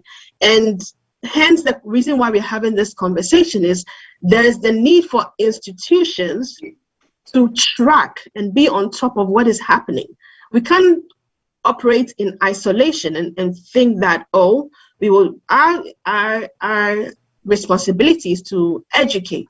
We educate per what we know is the way to go, and we send you out there. It's your job to find work, to find employment. No, then that means there's no return of investment on the students and on what they've paid to come into the institution. So it's our job also as institutions to stay relevant in terms of the contents that we are pushing out there. And so ideally, institutions should have a center. It could be career services, career development, anything you want to call it, but that provides services and resources to assist students in acquiring information, knowledge and experiences and competencies that enhance their career development, their academic success, because it adds to the academic success as well, and employability. Employability is not only referring to going into employment, corporate or whatever, but also for those who want to go into the entrepreneurship space, or those who want to continue learning, going to grad school, right? It's how are you providing them the resources, the support that they can understand. For example, if I want to go into grad school, what kind of courses should I go into? What is happening around us, so that I can use that to make an informed decision. It is the responsibility of the institution to support students that way. So there's a need for a center, right? That is because our faculty are going to concentrate on the technical aspect of the studying. I'm studying engineering. I'm going to be teaching the practicalities of engineering. But at the end of the day, is how is that engineering student going to be able to even practice what you are teaching them in the class, to be able to understand what is happening in the engineering space and industry, so that they can use that information and add it to add value to themselves and to understand where they move forward to. The first thing I want to mention here is institutional strategy, right? So yes, career services is very important, but there are certain aspects of the conversation that needs to be looked at to ensure that career services can be effective in the institutions. It's not just about saying, oh, let's have a career center, but there are certain key aspects of the conversation that we need to pay attention to. So the institutional strategy, right? There has to be a mindset switch. I think you may agree with me when I say that institutions are one of the hardest places to implement change, right? Our universities, because there's a way that we've grown accustomed to doing things that is so hard for us to switch from how we are used to doing things and to switch over, because we feel like, oh, it's still working. But one of the key areas we've been looking at in the last set of speakers is evaluation. Are we even evaluating? Are we sitting there thinking that is working? Or are we actually evaluating? Do we have numbers to associate with what we think is working or not? So institutional strategy, because for career services to be effective, there has to be a buy-in from the top, from leadership. It's not just creating some department to take over career service or career development for students. It has to be an institutional initiative. So there's institutional backing. Leadership is backing that initiative. Let's take the case of Nokia. So I have Nokia. I'm sure you're wondering why Nokia is here. Let's take the case of Nokia, right? Nokia's decline, looking at how Nokia could not, Nokia was, was one of the top companies at some points, right? What happened, right? Their decline included, they talked about bureaucracy, leading to an inability to act, destructive internal competition, right? All of that leading to the failure for them to be able to respond quickly to change, inability to innovate in time, right? The arrogance among top leaders. The article I picked this from, I'll quote it. Among top level managers, lack of vision, right? In October 1998, Nokia became the best-selling mobile phone brand in the world. And then, and at the time, the operating profit went from $1 billion in 1995 to almost $4 billion by 1999. But in just 6 years, the market value of Nokia declined by about 90%. Their inability to strategize around the change that was happening around them is what brought about their downfall. So we big names institutions who have operated for a long period of time, thinking that everything is business as usual. We are teaching like we used to, students are graduating like they used to, but if you are not careful to put in strategies in time to make sure that you understand what is happening around you and strategize around it, there's going to be such a decline in setting things that before you are able to catch it, it will be too late, right? There has to be institutions. I talked about the mindset, but also as part of institutional strategy is, right, how is the objective of career services woven into the very fabric of the institution?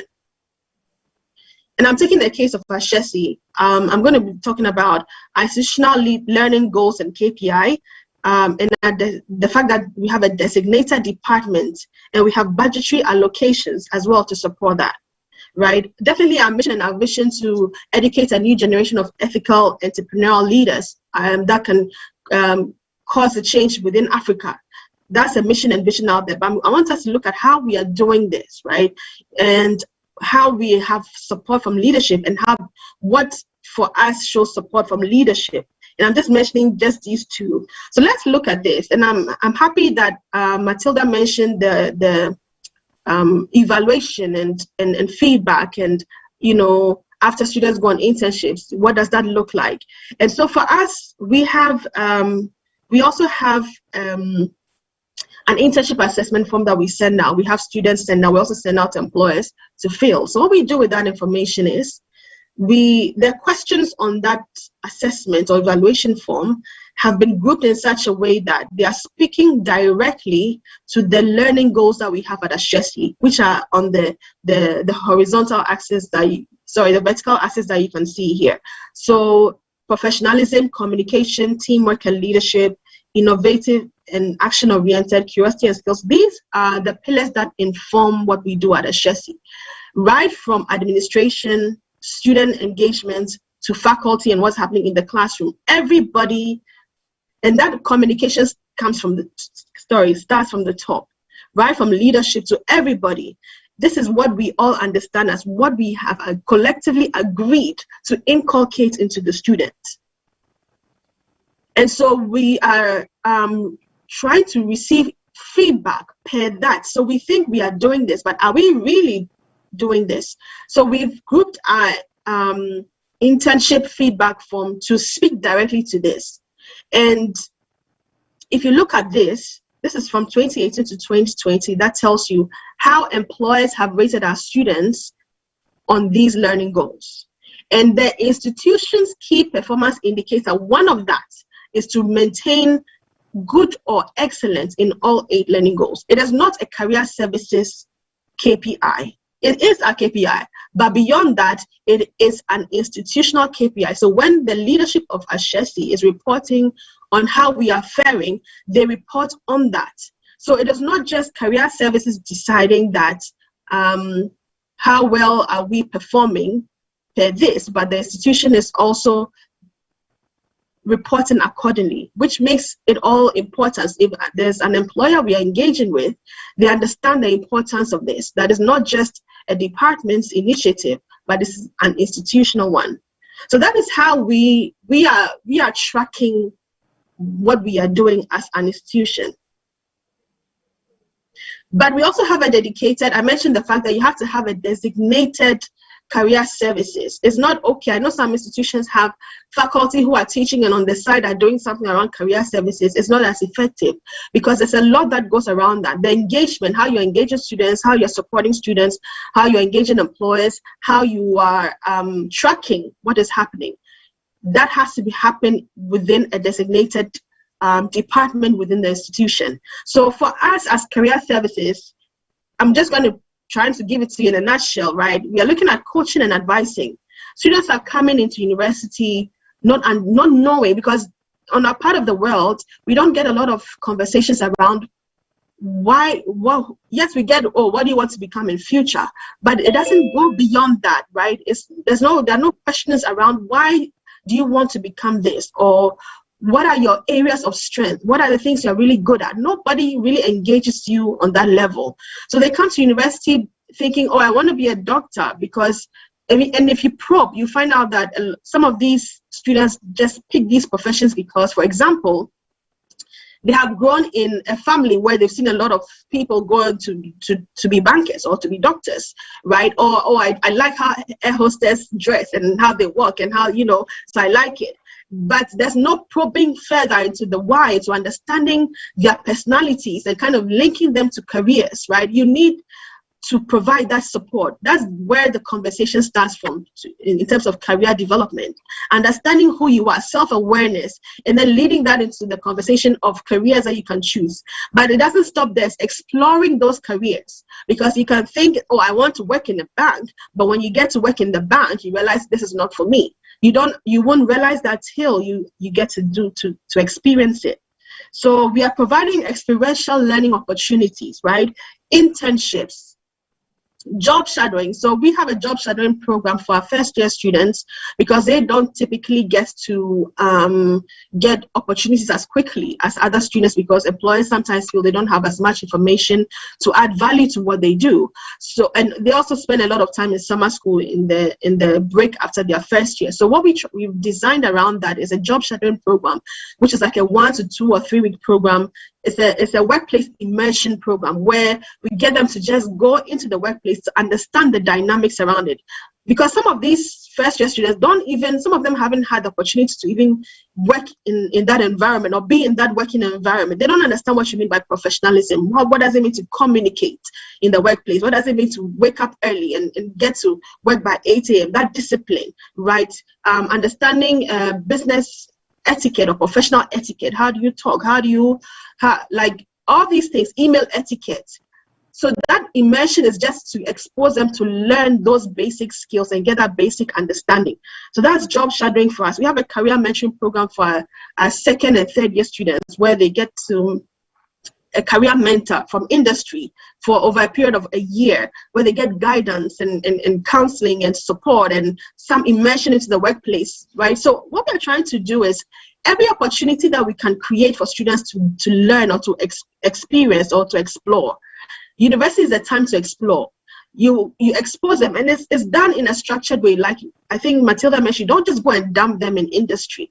Yes, industry has a part to play, but obviously if you have a career services that is engaging industry, you can engage them, and I'll talk about that briefly, about what are some of the structures that you can create to or put together to ensure that the internship program is effective, not just for the student, but for you also as an organization. You can benefit from that.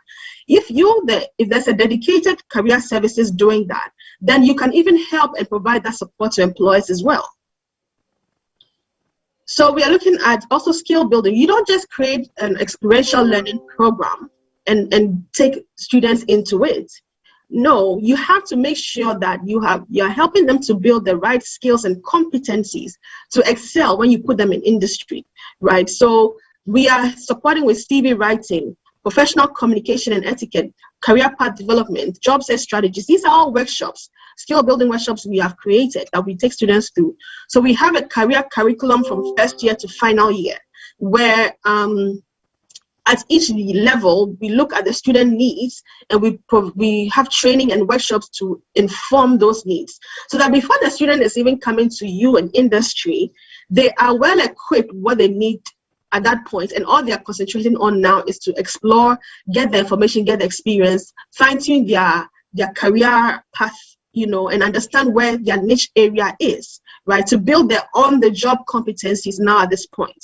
The ones that, I mean, we can teach, but it's different actually experiencing and learning. It's good for them to fail sometimes and learn through their failures, all of that. We cannot give those experiences outside of an immersion into industry, right? And then obviously we are tracking with data. The work of the career services is based a lot on data and feedback from industry. We use that for strategy development a lot, not just for career services, not just for faculty, but also for leadership, right? So we pick that information. So I showed you the internship evaluation report, right? We don't just keep this in career services. It goes to leadership. It goes to faculty. We decide, we sit down and we talk about it. Like, this is what employers are saying about our students and our graduates.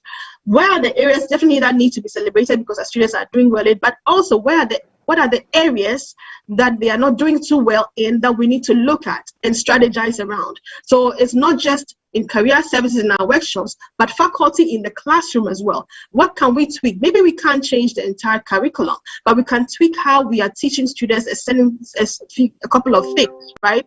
We can bring in industry to come and showcase or tell us or show how things are now being done, the different ways things are being done, so that we can understand that and teach students accordingly in the classroom.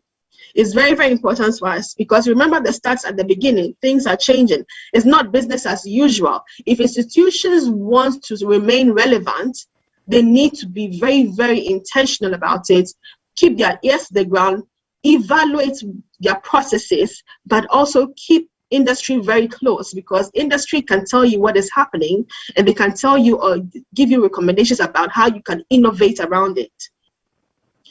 And then also career services is looking at collaboration, right? Collaboration, first of all, internally. And I'm picking the case of Ashesi once again, right? We have our admissions and financial aid office who we engage with, right, in building partnerships, because we have, they go on admissions trip, because Ashesi has students that are coming from all over the continent, right, from other countries of the continent. If admissions the admissions team are going to Zimbabwe, for example, right, for an admissions trip, we have somebody in the career services office who would probably go with them to go and see how they can engage with employers in Zimbabwe, because we have students who at the end of the day will need internships and jobs in Zimbabwe. So it's a collaboration. We do that together, right? Also, in terms of student opportunities, we have employers who are giving some financial aid to students, or have decided as part of their CSR to give financial aid to some students. So what they tend to do is students who get onto that program at the end of the day are able to get internship opportunities as a result of getting onto that program. Also, we have faculty. We engage very, very closely with faculty, because we realize that if we want to create change within students, it has to be in close collaboration with faculty, right? So faculty can't do it alone. Career services can't do it alone. We have to join hands to make sure this happens effectively, right? So even we have in Ashesi an entrepreneurship ecosystem, right, where it includes a course called Foundation of Design and Entrepreneurship in the first year. We have an Ashesi Venture Accelerator, an entrepreneurship capstone for final years, Ashesi Venture Incubator, right? We have an entrepreneurship fund, just all of that to support that. So when we are supporting from career services by bringing industry in, entrepreneurs to talk about their journeys, their failures for students to learn through, then it's effective in that way.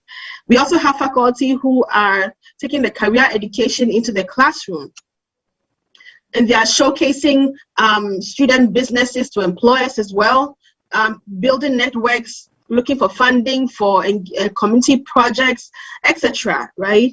And then we also have our Alumni Office. And these are just a few, but I'm just giving a few examples.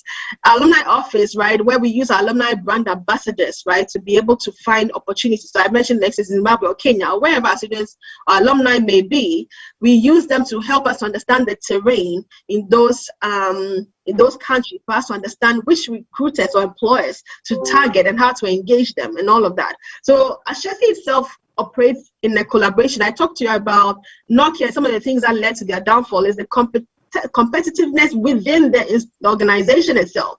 It's not about faculty alone doing their work, administration alone doing their work, leadership also doing its work. It's how do we collaborate in that? Because at the end of the day, we all want to make sure that the student comes out successfully.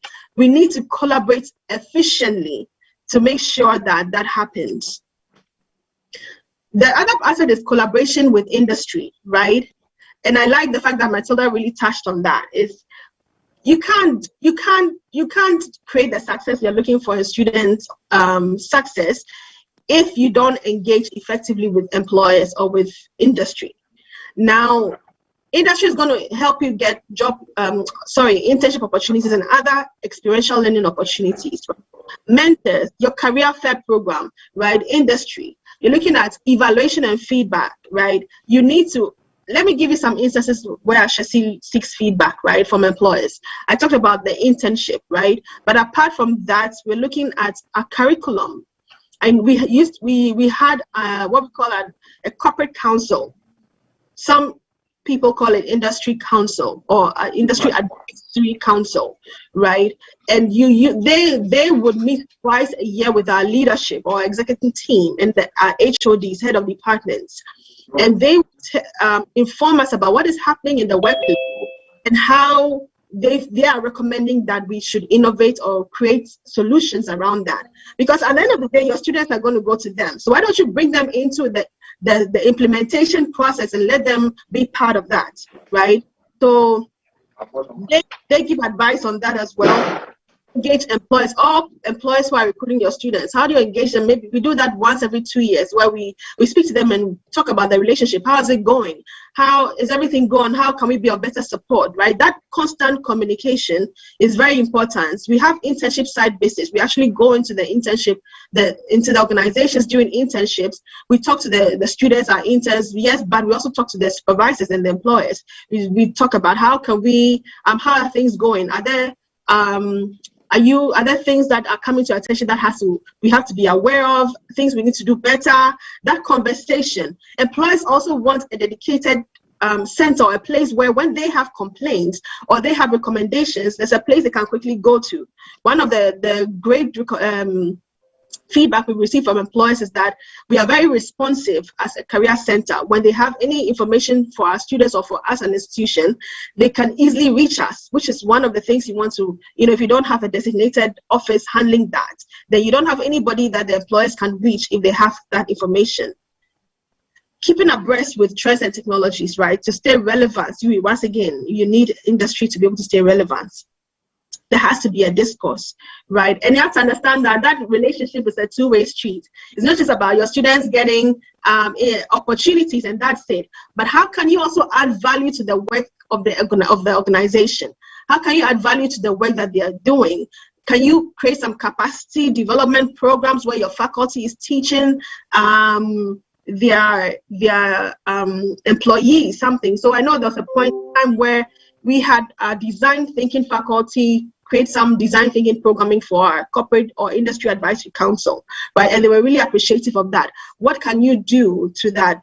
How can you celebrate those employers who are engaging very well with you as an institution, right? The final area of collaboration is collaborating with each other, right? We are here from different institutions, right? Different employers, different countries.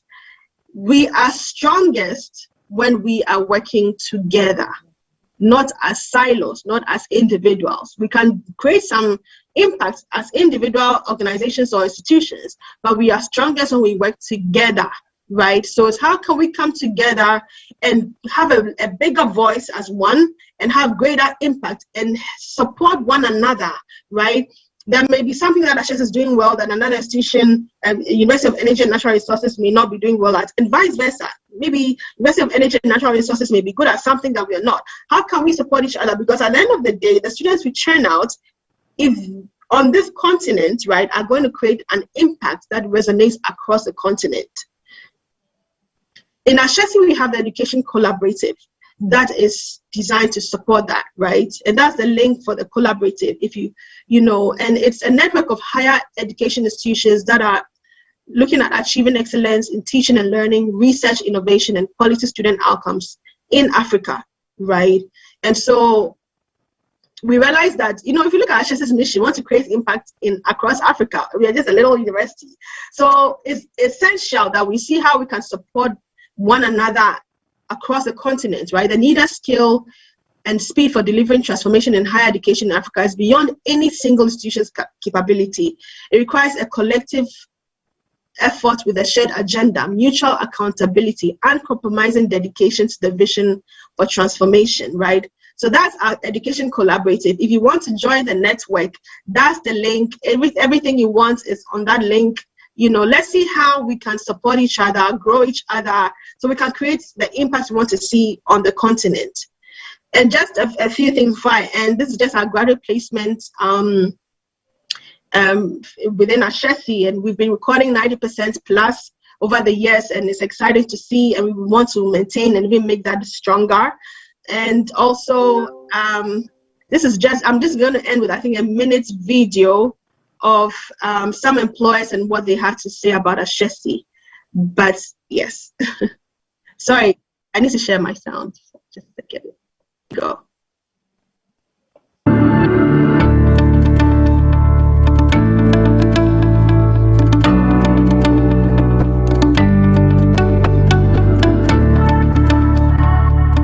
So Talo has been coming for career fairs since you were in your old campus in Laboni, and I think it's been great. The overall impression is we get the right people we're looking for our talent pool, and so that's pretty good. As an organization, we look at driving a shared value to the people of Ghana. We believe in what Ashesi is doing. We think Ashesi is churning out the right leaders for organizations in Ghana. And when we look at the benefit we've had from people who've worked with us from internship to national service, and even some of our employees, we think that this is the right place to put our money, and so that's why I'll sponsor it every year. I also think that Ashesi students are different. They've brought diversity to the table in terms of how they contribute or how they deliver on the work we give them and the assignment we give them. You know that if you're recruiting an Ashesi student, you are not now going to take them through the basics. You just probably would have to give them an orientation on what the expectation is of them, and they hit the ground running. One thing I like about Ashesi students, even going through and reviewing their CVs, is the fact that it's not all about the academics. But students are encouraged to look at taking on other extracurricular activities, and so you get. Okay. Hello, David. Were you saying something? Hello, can you hear me? I can hear you. Yes. Hello, Abigail. I can hear you, David. Okay, so I think good. So we would like to know. Are you done with your presentation? I'm done. I'm just finishing off with the video, which has about 30 more seconds, and I'm done. 30 seconds, okay. Because we want others to come in with questions, so that's fine. That's fine. No worries. I'll be done in a few seconds. Okay.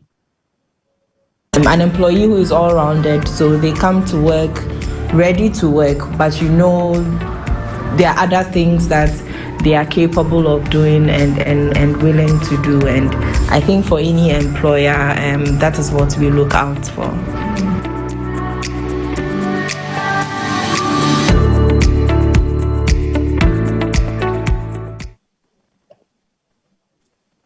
Okay, so that's it. David, thank you. Thank you very much. I'm happy to take any questions. Thank you. Wow, that's very interesting. Wow, yeah. And what Yeah, that's a nice presentation, and Thank I you. believe Abigail has also used the same platform to market her school, and I think that's okay, and that's okay. That means that Access is doing so well in the area of their career service as well, which I believe that is a beacon to also mentor others as well. I think we would use this opportunity to open for questions. If there are any other questions that you would want to ask Abigail to throw more light into her presentation, the floor is open for us to also ask questions. Yeah. So come out with questions. Okay. I see Matilda. Yeah, mine is not Matilda. a question. Mine is not a question. Mine is Okay. just to commend Abigail for that beautiful presentation. Yes, I've learned a lot from what Ashas is doing. It's very impressive. Very impressive. No wonder they come out extraordinary. And I'm sure that a lot of collaboration can be done throughout the presentations, all being collaboration. It is the word reigning. And so I'm convinced that we need to really do much advocacy to have that done, to get the best from our graduates. Thank you very much. Thank you very much, Matilda. Thank you so much.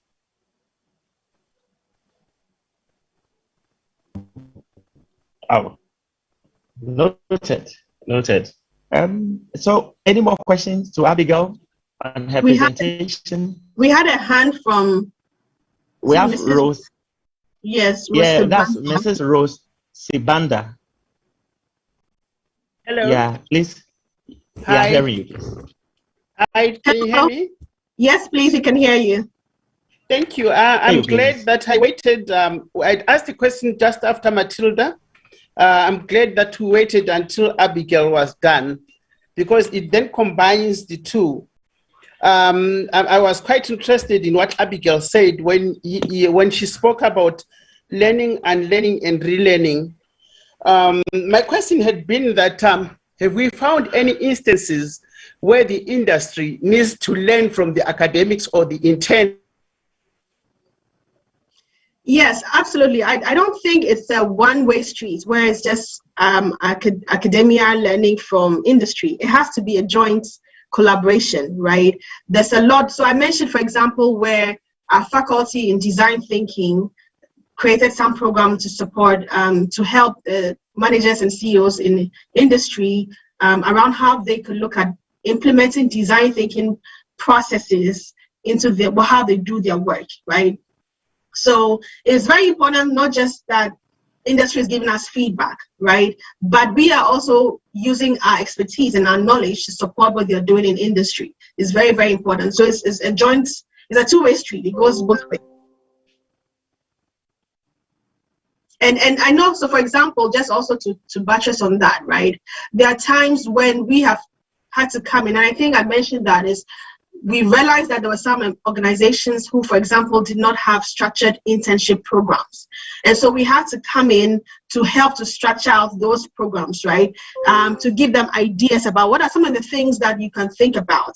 How can you put together some structure just so that the student can add value. We can put them on projects, for example, that look like this. This is how you can evaluate it. This is how you can supervise it, so that they are adding value to the work that you have, right? Not just, we are having students who are getting opportunities. We also have students who take projects, right, from industry, who, so industry can come up, organizations can come up and say, we have this problem in our institution. We don't have the time to really go into the research and all of that. So can you put some students on it? So sometimes it can serve as their students' capstone projects, where they actually go into institutions to do research work and to find solutions to certain things that problems that the industry has, right? So it's a two-way street where we are looking at how we can add value to what is happening with industry. Industry is also seeing or looking at how they can add value to our work as well. Wow, well noted. That's a brilliant point. That Dr. Violet Makuku, do you have any question? No, I'm very grateful and happy to have a combination of Matilda and Abigail. That is wonderful. Matilda giving us the industry dimension, Abigail giving us the dimension from the institution, but for one aspect that we are looking at. I just wanted to ask Abigail one thing. I know private institutions sometimes can charge school fees which enable them to do all what you are saying. And to you also, Sechi, and people who are in public institutions, I want to pose a question. Can financial dimensions be an impediment to how thorough you can be with this issue of making sure all these activities which Abigail highlighted, you know, following on students, we normally find it being done, but sometimes it may not be done. Maybe in the regulations, it's stipulated 3 times, and institutions only go once or twice, maybe because of financial challenges. So what can you say about that? I think I have 2 questions. The other one, I'll look at it. And so if I'm getting it right, it's about how do you fund all these initiatives? Is that it? Okay, so and also allocate time. Let me combine them. Time allocation, because they have the other lectures, and these ones also are the career workshops and what the career unit does. So there are 2 questions. Okay, all right. So in terms of financing or budgetary allocations, I mentioned the first point. I mentioned that this has to be an institutional initiative, right? So that it's important to the institution to put money aside. So for our operations in a year, we have a budget that for every department in Ashesi, you are given a certain budget, right? You put for a budget, it goes to exec, they look at it, and then they approve or they make recommendations on it, right? So before January, by September before, I have my budget for the following year. Because the institution knows how important it is, and Ashesi school fees doesn't just cover these things, right? The Ashesi understands the importance and the fact that everything cannot be supported with students' fees. So there's a lot of philanthropy that comes in to support the work we do. So if you realize that even 42% of our students are actually on scholarships, and we have a good number of that who are on full scholarships, some are on partial scholarships, right? So it is the philanthropy that comes, and we have our president and other members of our exec team who go out there to source for funding to support the work of Ashesi University. Obviously, we show them the results, and we have people who want to support such a thing, but because it is important, I don't have to go and source for that money from career services, but my leadership sees the importance, and they go out and they look for that fund so that before the beginning of every year, I have it. Institutions have funding, but how much of that funding is going into career services or career development initiatives? Is it that important to the institution? That is why it has to come from the top, so that money is allocated to support that, right? And then secondly, look at the time.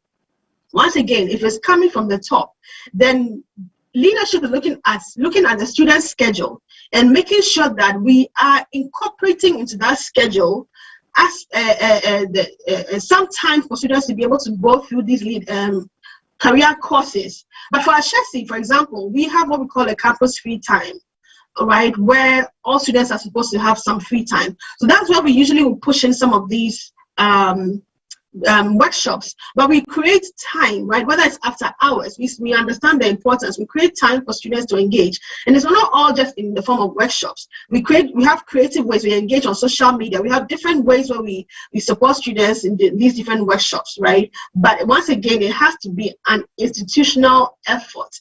Everybody has to be on board. Leadership has to communicate the importance of that. Registry has to be able to put that into their curriculum, into their coursework, to see how, faculty needs to understand the importance, and they can ask us as career services to come into the classroom to give certain specific teachings to students, right? So it's not just an isolated effort in one department, but everybody's involved within that. Thank you. Noted. That's okay. I saw the hand of Mrs. Sibanda. Can you go ahead to ask your question? My sincere apologies. I was cut off. I was on the whole morning and my network only misbehaved when I was speaking now. So I'm sorry about that.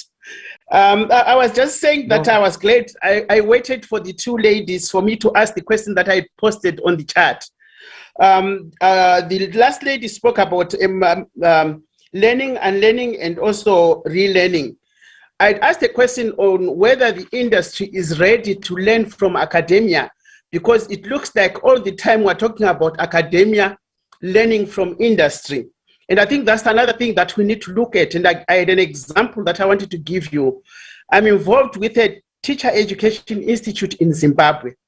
And well before COVID, we started blended learning because we believe that there shouldn't be a barrier between the distance that a person has to the institute and the institute. So when we started that, we started learning management systems and learning in a blended way, and teaching the students to learn in a blended way, and the student teachers to go out and teach in a blended way. But then COVID came, and it was the biggest opportunity for us to showcase the blended learning and how it can work in this new normal. Unfortunately, when the students got to the schools, and up to now they still have this challenge with that, the schools, which is the industry in this case, were not willing to learn, and yet they are learning institutes. They were not willing to unlearn, and they were not willing to relearn. They totally could not use our graduates because the graduates were taught to teach virtually, and yet they had a need, and yet they could not use them. And up to date, they are struggling with that. The institutes have even resolved to using social media platforms rather than learning management systems because they are used to maybe those social media. So I was just asking as a rhetoric question maybe, or a topic that you should talk about how willing is industry, to